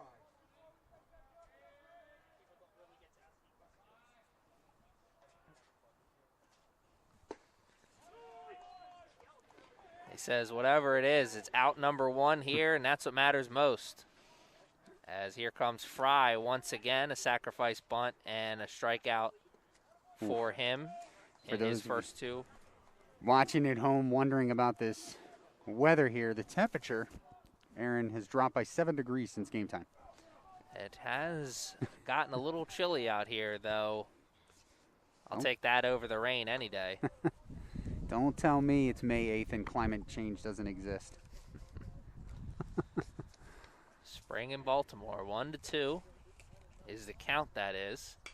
Oh, I thought you were saying spring in Baltimore is from 1 to 2, and then Yeah. from 3 to 4 it goes back to autumn. Yeah, that too. The count will stay at 1-2 a little bit longer. Young looking for another strikeout here. He's got 3 in a row. Nice. Make it 4. And Young has found his groove here. I think he saw Radio Bustos out there, and he said, oh, yeah? Is that? Oh, that's how you want to do me? Okay. And he's come back. Revenge on the mind of Jeff Young now as Minnick steps into the batter's box. A 2 RBI double. That really changed the complexion of the game in his last appearance. And Young has definitely found something here as he is throwing strike after strike here. He's gotten back to his pace. It's really a pace thing for him. And he's getting the call on that outside corner because I'll tell you right now, those last 2 pitches were not strikes. Minnick said something very similar to that umpire there as he saw him take 2 glances back. And he will be K victim number 5 in a row, 6 overall. Wow, what an inning there for the Knights. You blink, you missed it. Can they add some runs onto the board? We'll find out. Bottom of the frame after this. Sorry, I had...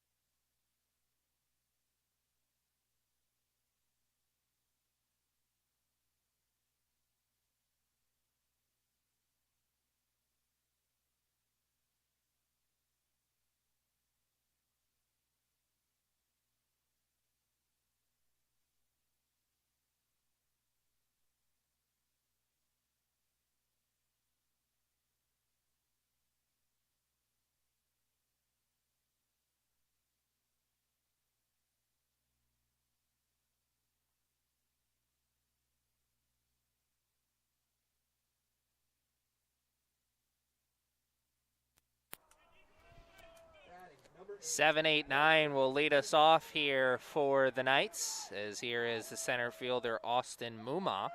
Suaro really dealing. He's retired 8 in a row. The last hitter to reach for the Knights was Nick Hemstreet back in the 3rd with a single. Mumma looking to reach base safely for the first time here today, as he has a ground out to short and a pop out to second to his name. And as he watch that sweeping pitch find the outside low corner, really unhittable pitch there, moves it to 1-1. He tried to go right back to it. A little bit outside and a little higher that time. We still have not seen any action in the pen on the Raptors side. I mean, you just said he's retired 8 in a row, but we are headed into the 6th, so the ball is on his That's in going to be his trouble. hand, I should say. Good play. And he plays it nicely. Saw him stumble there for a moment, but fields his position. Yeah, he had to make that play because if he lets that get past him to his infielders, I think Mumma beats it. 9 in a row now. So we see a Greg Maddox impression on the other side as well. As here comes Luis Gonzalez. I'm telling you right now, if you are Whedon over at third base, he must have heard me. You better scoot in. Well aware of what the scouting report is. That's got to get out of play. Get out of play. Get out of play. Woo, doesn't get out of play, but does stay out of the reach of Clark as he can't make the catch. Gonzalez hit by a pitch and a fly out to second. Showed bunt and then immediately got hit by a pitch on his first AB. Brought back memories of an older game. Shows bunt again. That time he takes back thinking it was a ball. Instead, he watches it be called strike 2 now. Bunt's out of play now. Keeps himself alive.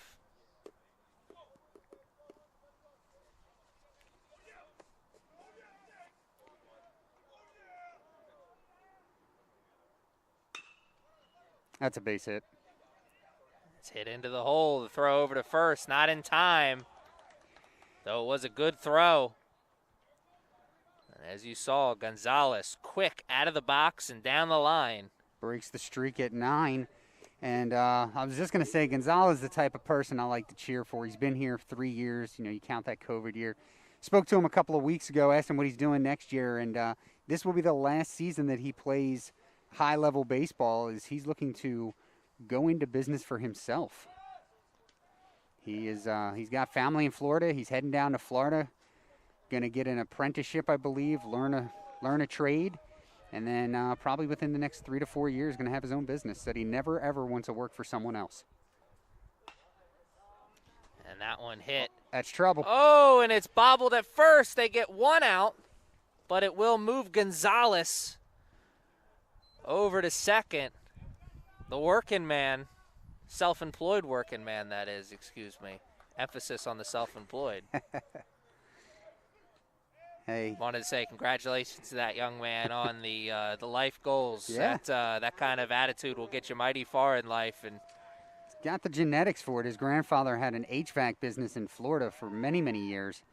And, you know, they love to run the AC down in Florida, so I'm sure that man had business all year round. oh, you know, it's a good spot to set up a business like that. Location, location, location. And the location he's at right now is second base, and Alvin Corello, RBI chance. Ooh. He already has an RBI to his name. His second AB was an RBI single. Leadoff walk and a sacrifice bunt to go along with that. Keeps him perfect at 1-1. I just can't. I'm going to sound like a broken record, but I can't get over how much room the Raptors have allowed to be on the right side of that infield today.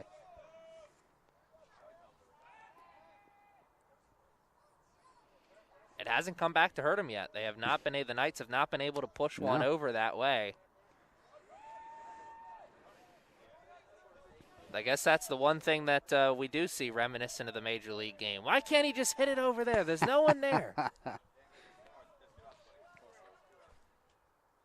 And the runner goes. The hit and run is on. Good play by Suaro. Suaro. He took that Greg Maddox impression thing real seriously. Nice play there once again, fielding his position. And the Knights get a runner at second, but can't bring him home. It's still 6-5, the Raptors. Chance to tie or take the lead here as we head into the 7th.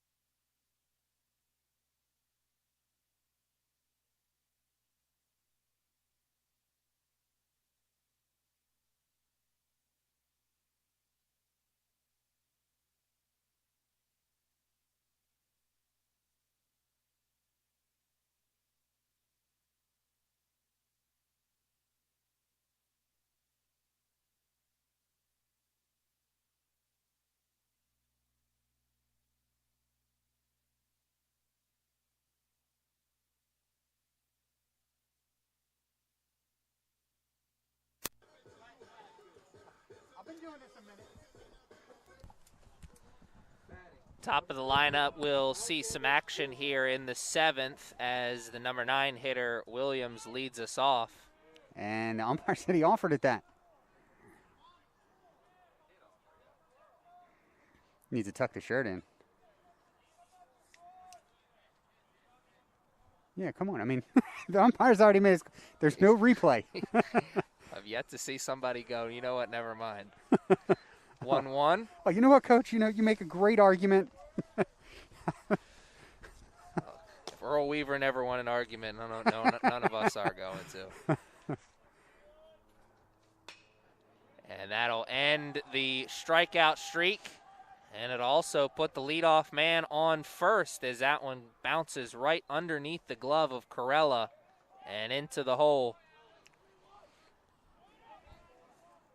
And we saw warm-up action here for the last 2 innings. Young still doing the pitching here in the 7th. Let's see how short the leash is or how long the leash is here as now the leadoff man comes to. I think that's Murphy playing catch with Padilla out there. And still nobody in the Raptors bullpen. Berger shows bunt.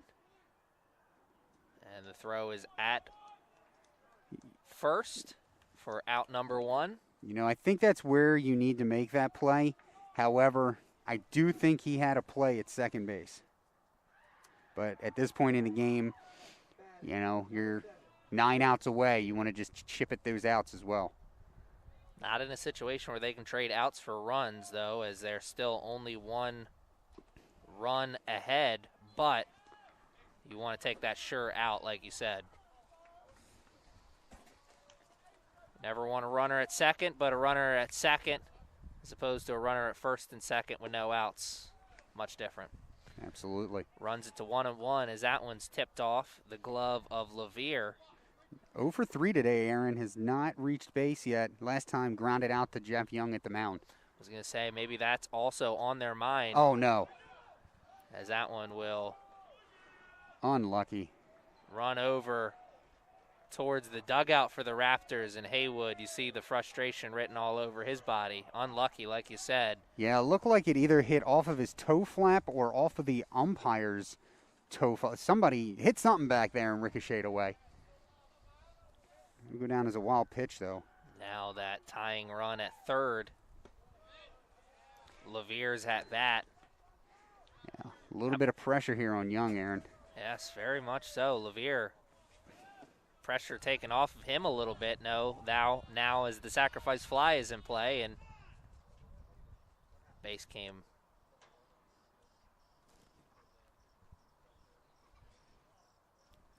There's a Caddyshack groundhog moment.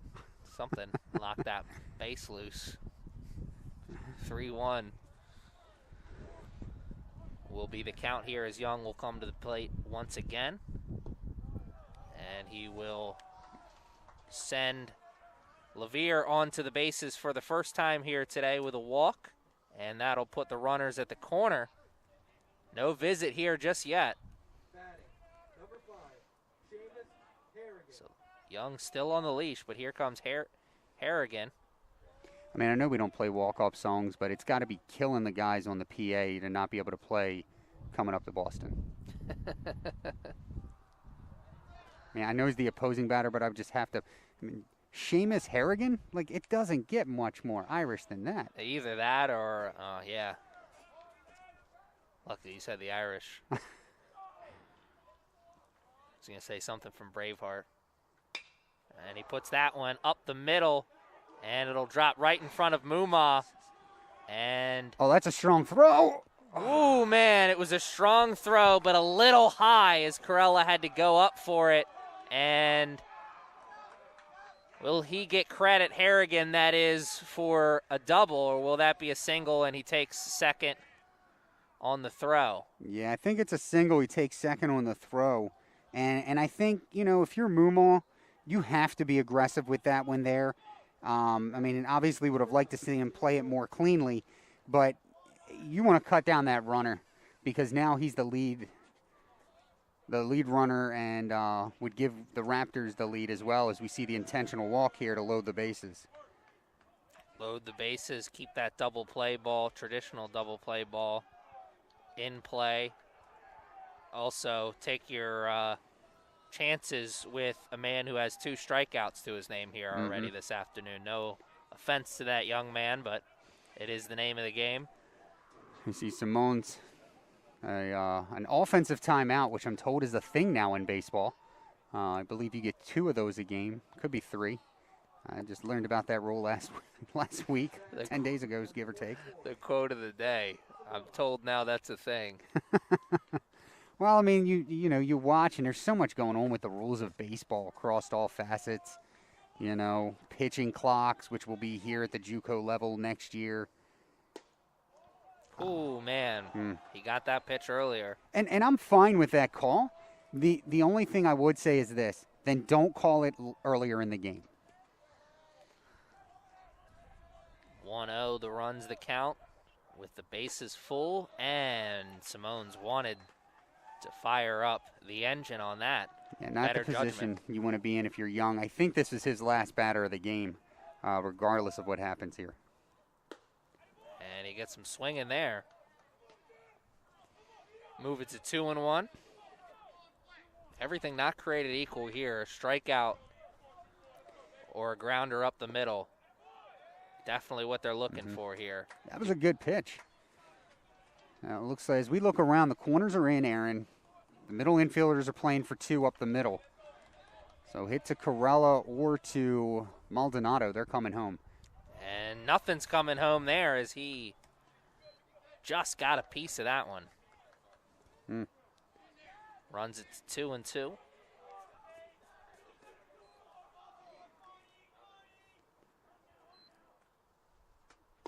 And make it 3-2, or 2-3, excuse me.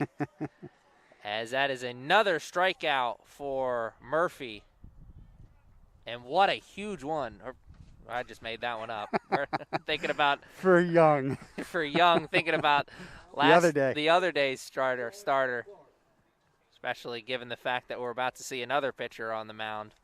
But going to give that strikeout to Young as he deserves it, as he's had a very productive day on the mound, not just with the strikeouts, but also for his team. I know that run that he just let in tied this game up, but he pitched an opportunity for his team to get the win, and that's what you really want. Yeah, and it looks like, I'm not sure if this was originally a strategy meeting or if Jeff Young, the ever scholarly, he's been a scholar All-American here. He may have talked his way into getting just one more hitter here. So let's see what happens. Also, given the fact that the game is tied, do you want to keep that pitcher available for as long as possible? Given the fact that you don't know how long this game's going to go at this point. Absolutely. So some strategy going on both sides as here comes Clark. He is swinging happy. I think what that strategy is, nothing hard but keep it outside against this guy. Clark has reached on an error, walked, and struck out. And let's make it another strikeout. Very good play. That is going to be overseen by most. Haywood had to complete the play, but the bases are loaded, so all he has to do is step on home plate. Wow. And just like that, the Knights and Young pitch out of the jam with the game still tied at 6th. We'll queue up, or maybe not. 7th inning stretch in Baltimore. We'll be back.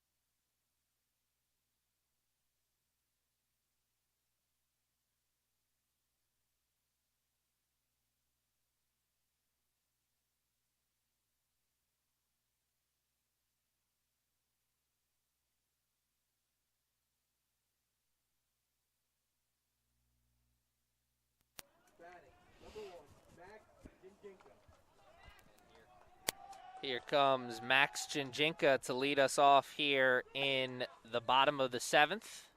The Raptors found a way to break back to even in the top. Jinjinka, quietly a pretty good day. 2 for 2, a run scored and an RBI. And some nice defensive plays there at second as well. That RBI came on a sacrifice. Yeah, and he's played a really good second base today as well. As the count now runs 1-1 to the leadoff man of this inning.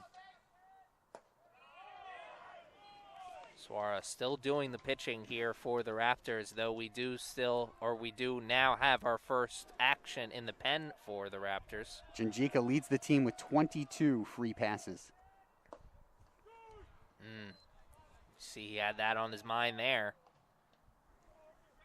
Runs to 2-2 instead as that outside pitch.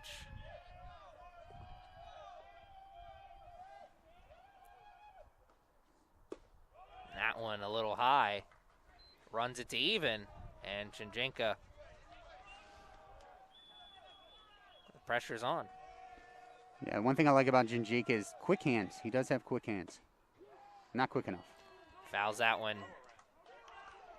What happened? Did Catcher's they call interference? They did. Apparently he has long hands too. Hit the glove.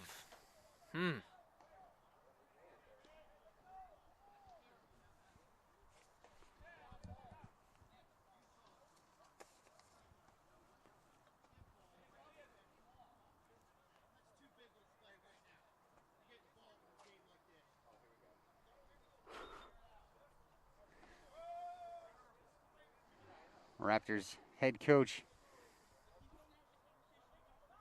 thoroughly disagreeing, and now I'm guessing the umpire in the field is the crew chief as he comes in to tell the Montgomery manager that you've said your piece and he gave you the explanation, now you got to leave. That might be a COVID rule because I've never heard that before otherwise. Understand where he's coming from. Everybody involved. Mitchell, just be patient.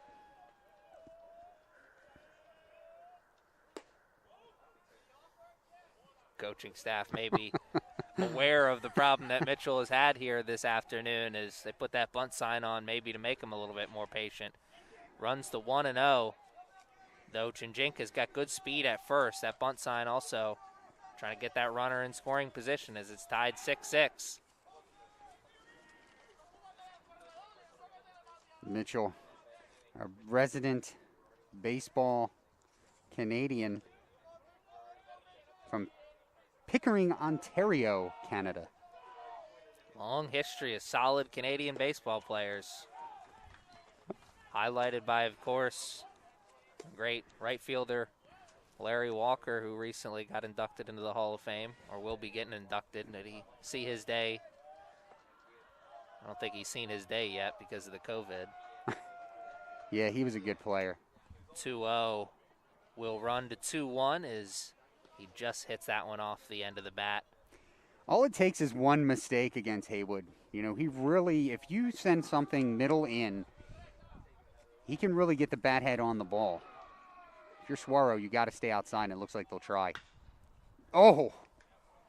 He sends the first baseman and the first base coach for a ride there. DePino, good job getting out of the way of that one. Haywood will take some more cuts at it. Haywood's had some balls maybe not bounce his way behind the plate, but overall a good job of doing the catching. That'll get in there. And he hits it in the hole between first and second, and Jinjinka will take third. And Haywood will get back to first. Just excellent baseball all around there, Aaron. You know, first of all, Haywood finding the hole, and Jinjinka, you know, pound for pound, probably the smartest player on this team. Great baseball IQ, knows that he's got to get to third base as that scoreboard is exactly tied now, 6-11-2 across the line for both teams. Now, why is that it seems like on almost every team the second baseman's the smartest guy on the team? Is that just a baseball rule? You know, the second baseman is responsible for so much. A lot of people don't realize, how much they do when it comes to things like cutoff plays and recognizing things going on the infield. And the catcher obviously dictates a lot of that, but the second baseman is very important. And that's why, most teams, they say you want to be strong up the middle. Catcher, shortstop, second base, center fielder. Your second baseman better be one of the smartest people on the team. And we're going to talk strategy, or the Raptors are going to talk strategy here, as this game is now taking a little bit of a turn here with runners at the corner, no outs. And like you said, we're tied all the way around, 6s, 11s, and 2s. That's quite a sight on that scoreboard there. Yeah, this 4-5-6, Aaron, coming up here. The last go-round, they went 1-2-3 in the fifth inning. On the day, just 3 for 8, I believe it is, or 3 for 10. This is where they have to bust out. Runners at the corner, nobody down, your 4-5-6 hitters coming up. This is the scenario you want. What you don't want to do is you don't want to run yourself into an out. Like, Haywood's a smart base runner. He has 2 stolen bases this season. I don't think this is the time to see him pick up his 3rd stolen base of the season. And also you want to see Maldonado be smart at the play and don't swing at anything out of the zone. Mm-hmm. You want him to put it in play. A strikeout does not help the Knights here at all. You're the home team. You get the last at bat. Put the pressure back on them. And Maldonado does put it up in play. He hits it up the middle, and that'll drive in that separating run as the Knights back in the driver's seat now, 7-6, and Maldonado first pitch swinging. Hard hit ball right up the middle. RBI single. Hey, it doesn't have to be pretty all the time, and it doesn't have to be the right decision, but sometimes in baseball the gods will look down and say, we're going to give you a little bit of luck there. And I think that's what happened there. Great job by Maldonado to hit that ball off of the end of the bat. It just scooted under the shortstop Levere, and he picked up the RBI. Got a good pitch to hit on. Canella gets a good pitch to bunt on as he is out at first for our first out, though we do have runners at second and third now. Interesting to see the big bat of Sammy Canella go for the bunt. Maybe if he had it in a different day at the plate, they would ask him to do something different, but doing his duty at the plate and getting the job done. Yeah, I like that. You bring up the player on your team that has the most RBI in Nick Hemstreet. His last time up, he grounded out to the shortstop. Infield is coming in now, so hit it hard somewhere. Big gap on the left side. Third baseman playing that line. Hemstreet will put it in play, hits it right back up the middle, and they'll hold that runner at third, though Haywood will come to score, and it is now a 2-run lead. That is RBI number 3 for Hemstreet today.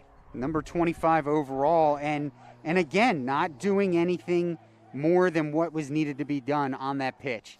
See ball, hit ball, base hit, RBI. So both RBIs for the Knights coming by way of a base hit up the middle. Not going to hear Matt Vasgersian say that very much in the pro game, but that's going to do it for Saguaro. Good for 2 runs and a 2-run lead for the Knights here in the bottom of the 7th. And a good outing for Saguaro, but like you said, that'll be the end. And we'll take a quick break as we'll see some warm-up action on the field. 8-6 the score with 1 out. Austin Mumma will be the batter when we come back.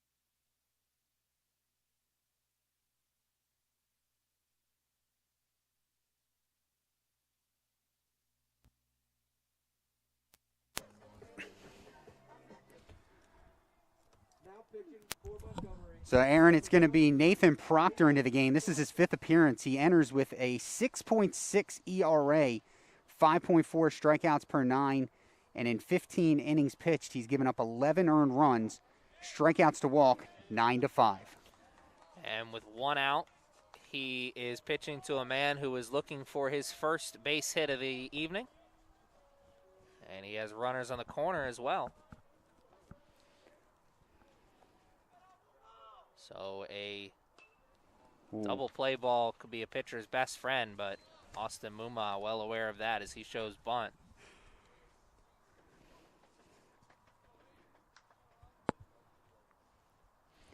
I think if I had to write a book about this year's Knights baseball season, it would be, you don't think you know what you think you're going to see. It's certainly been that kind of game as these two teams have been going back and forth, and Mumma is swinging on that one. That'll send the runner back to third for a tag situation. He's coming, and the throw is coming as well, but not in time, as now 3 runs have crossed for the Knights here in this inning, as it is now 9-6. Manuel Maldonado, the latest runner to score. Austin Mumma still has not reached base safely, but he'll get an RBI. He'll take the RBI, I'm sure, all day long. And it just goes to show you, you just have to get on base. I mean, NJCAA reaches base on the catcher's interference, and then it goes single, single, sack, single, sack. Here comes Luis Gonzalez. He's played a strong left field and has done his duty here at the plate. He's hit by a pitch at infield single in his last AB. Love to see him hit one in the gap to break this game open.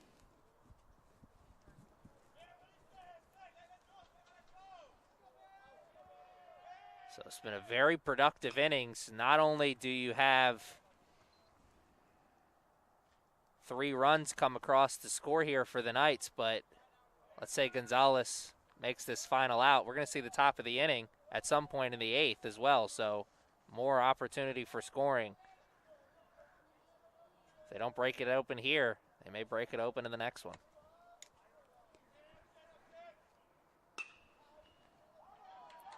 Gonzalez says, do not put that out on me just yet. Don't put that evil on me, Ricky Bobby. That is, I tell you, when you're a pitcher, there is no worse feeling than to have a guy hit one hard when you have him 0-2. And I can tell you, Proctor is mad at himself for that pitch right there. And you saw Luis Gonzalez giving the finger guns to the dugout there. He knew that was a big hit there. 2 strikes, another 2-strike hit for the Knights. And here comes Arazo, the number 9 hitter, as he barrels one up. Skinny part of the barrel, that is. Shoots it up the elevator shaft for out number 3, and that is all she wrote for 7 innings. We'll be back with the 8th, as it is now a 9-6 game. The Knights back in the driver's seat once again.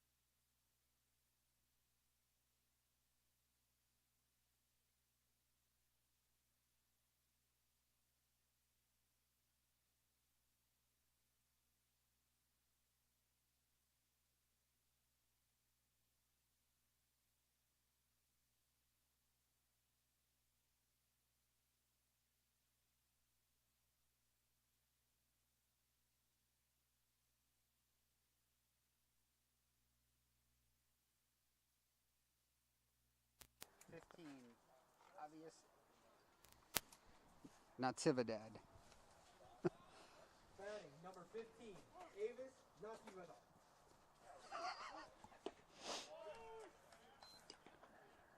Mr. Avis will step in and do the pinch hitting for the Raptors as they find themselves now down 9-6.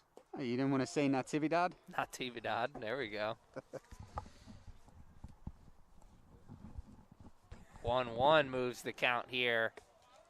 And Young is back out on the mound to do a little bit more mound work as he watched his team spot him an extra 3 runs. Though the warm-up action still continues in the bullpen. Just bought him in a little extra room on the leash. Canella will make the easy catch over there in right. And here comes Minnick. Went down with a K in his last AB. K he wasn't too happy about, I'm sure.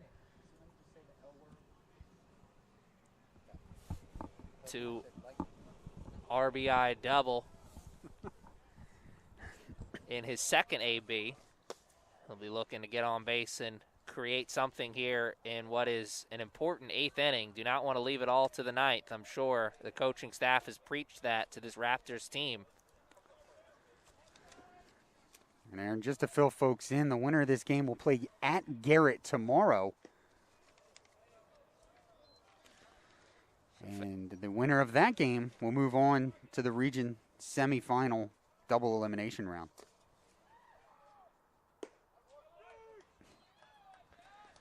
Minnick sees his first strike here, 2-1. The Knights are able to hold on for the victory here. Fans who check out on the Knights' Twitter and Instagram pages for updates on those games and also the website as well. At CCBC Essex Sports and ccbcessexknights.com. Oh. Minnick with a good eye there and saw the frustration written all over Young's face. Heard the frustration from me. 3-1 runs the count now. And Minnick is swinging. Somebody's trying to come up with that catch, and Gonzalez makes a sliding catch right on the line. He had 2 Knights players coming in towards him. He kept his eye on the ball and made out number 2. You love to see the effort. Everyone's going after the ball, but Gonzalez is the one who comes up with it. For a minute there, you thought the Bermuda Triangle was going to grab another victim, but Gonzalez, a great play to go down and make a sliding catch as Arazo flew by him. What's going on here?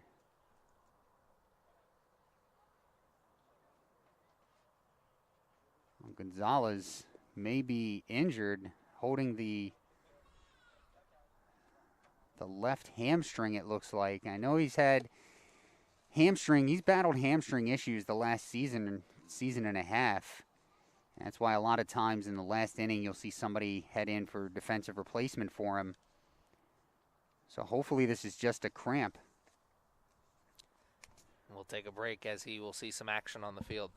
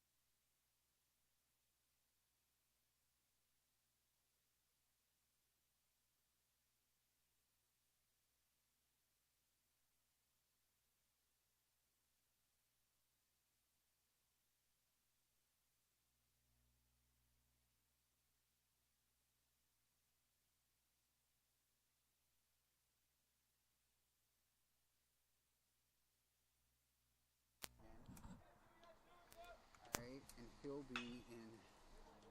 And quick play to third for out number 3 as we come back from the injury timeout.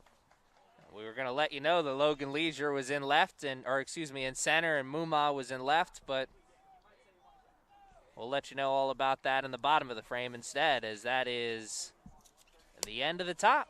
The Knights, chance to build on the lead when we come back.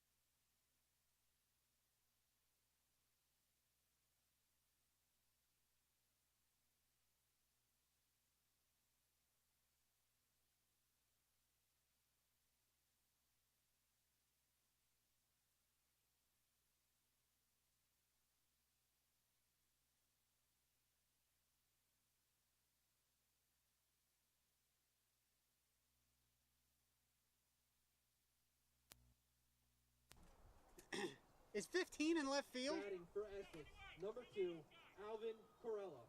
All right, 15's in left. Fuck it. And we are back here as Alvin Corello will do the batting here for the Knights. Seeing his 5th plate appearance of the game. As a leadoff walk, RBI single, sacrifice bunt, and a ground out pitcher all to his name here. His team is up 9-6. They'd love to build on this lead here as that eats up at Levere and just gets to Corella in time. Levere, you saw it drop in front of him off the heel of the glove, but he was able to recover in time, and a quick, strong throw to first gets the speedy Corella for out number 1. Wow, what a play to start us off here in the bottom of the 8th. And here comes Max Chinjinka, who got the scoring started the last time as he reached on a catcher's interference and came all the way around to score. Really got this game to the point where it's at now as the Knights are up 9-6. Max Chinjinka, you got to think, along with Young, maybe the MVP of the game so far if we were to award one. Yeah, he's played a really solid game. 0-2 is the count here. We'll run to 1-2 as Jinka doesn't offer on the chase. There's a double, a single, sacrifice fly, and a catcher's interference in his first 4 ABs. Heck of a day at the dish. Right now, currently as we sit, it'll be a save situation heading into the 9th. Chinjinka gets on base, makes a little magic happen. Maybe they can change that. I think it's Murphy, the left-hander, throwing for the Knights out in the bullpen. So maybe I just spoke it into existence. Count moves to 2-2 as Chinjinka will take a different approach here. He looked at strike 3. And that outside portion of the plate for strike out. That will be out number 2. It's the first strikeout of the game here for the relief pitcher. The final line on Schwaro, he went 6 1/3, 11 hits, 9 runs, 6 of them earned, 2 strikeouts, 2 walks. So 3 strikeouts total of this Knights team here this afternoon.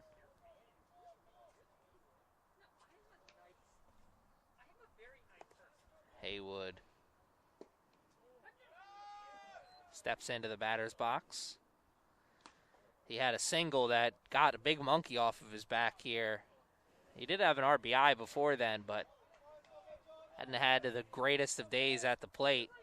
That single got the monkey off his back and kept the train moving. This is the most patient at bat I've seen from Mitch Haywood in a long time. Certainly the most patient here this afternoon. 3-0 runs the count now. And while we have a second, I want to say thanks again to our sponsor that's going to be providing lunch today, Chick-fil-A Nottingham Square. Our partnership with them, going to take care of the crew today, and we are very appreciative. Haywood watches strike one. Yes, very appreciative of Chick-fil-A Nottingham Square. Also very thankful for all of you guys at home joining us here on this playoff Saturday. Haywood sends one for a ride into center. Should be caught, as that one is tracked and caught cleanly for out number 3. So we will see the save opportunity here in the top of the 9th as the Knights. Young's coming out. And actually, Young looking to go for the complete game. 9-6. He'll get his chance when we come back.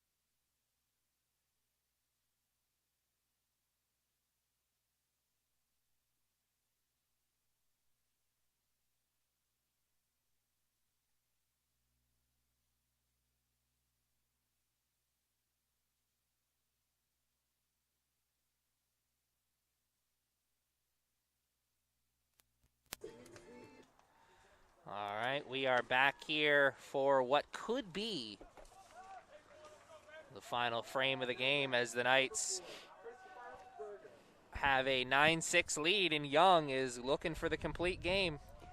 Aaron, in addition to yourself, just want to take this time to thank our crew as we see ball one. On camera, we have Eddie Shin today, our scoreboard operator for inside the stadium, Jalen Brown, our live statistician, Dominic Tioli.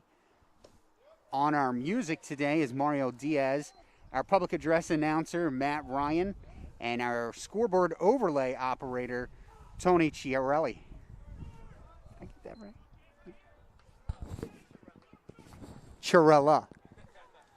Everybody working hard to make sure that you get the best Knights action at home. Yeah. And my apologies to Tony. She's definitely got one of those names where if it's not in front of me, I'm not remembering it. I knew it was Chia something. 3-1. Because it looks like Chai. And 3-2 as that one. An unhittable pitch on that bottom outside corner. Been called all day, but the exact pitch on the opposite corner, not so much. That one around the same location, though. Berger sitting on it, and he's able to foul it away. Berger looking for another single here to his name. And instead, he'll get another strikeout to his name, his second of the afternoon. And that is out number 1 in the 9th inning. Now just 2 outs away, the Knights are. 10 strikeouts now for Jeff Young. What an afternoon. And you're talking about 10 strikeouts for a man who's coming off of a 12-strikeout performance in his last postseason outing. Yeah, if Montgomery never gets to see Jeff Young again, they'll be happy. It'll be too soon. I mean, one good thing out of this, the last time they only scored 1 run against Jeff. He scored 5 more. What an outing for Young he'll have. 10 strikeouts, maybe possibly a complete game, and he's pitched through a tsunami. Be a heck of a story for that young man if he can hold on for the W. 2-1 the count here. Just kind of taking you old school, like when the pitchers would just gut out a performance, you know. And that one sent for a ride to be caught by Leisure in center for out number 2. And now Young just 1 out away. And here comes Harrigan, who has been a thorn in his side here. Coming into this game, the Knights were 17-18 overall. They're looking to get back to 500 if they can put the final nail in the coffin here. Young was able to get Harrigan out the first 2 times he saw him. He's hit safely the last 2 times. What will he have here? Maldonado with a nice stretch. And out number 3 is a beauty. Corella to Maldonado. And it's a complete game masterpiece from Young. 10 strikeouts and the W.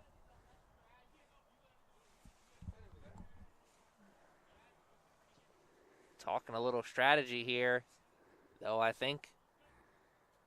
Now the umpires are talking it over. This is going to get very interesting. Knights still operating as if they've won, and there is the final out call. And 9-6, the final score. And what a game it's been. Aaron, it has been a pleasure to get to call another baseball game with you. I'm glad I got to stick around for all 9 innings. I tell you, just another typical Knights game. Nothing is ever easy. Nothing is ever normal. But we have fun doing it. And it makes for exciting baseball for you, the viewer at home. 9-6 is the final. The Knights are moving on. Watch out for the Knights' Instagram and Twitter pages. Give them those handles one more time. At CCBC Essex Sports, and then the website is ccbcessexnight.com. The Knights will play at Garrett tomorrow, and once we have the updates on that game, we'll be tweeting it out and sending it over through Instagram. That's where you'll want to catch it first. So look out for that tomorrow, and if you can, stick around for later tonight as we have men's lacrosse action at 7 on the turf behind us. If not, until next time, good afternoon, good evening, and good night.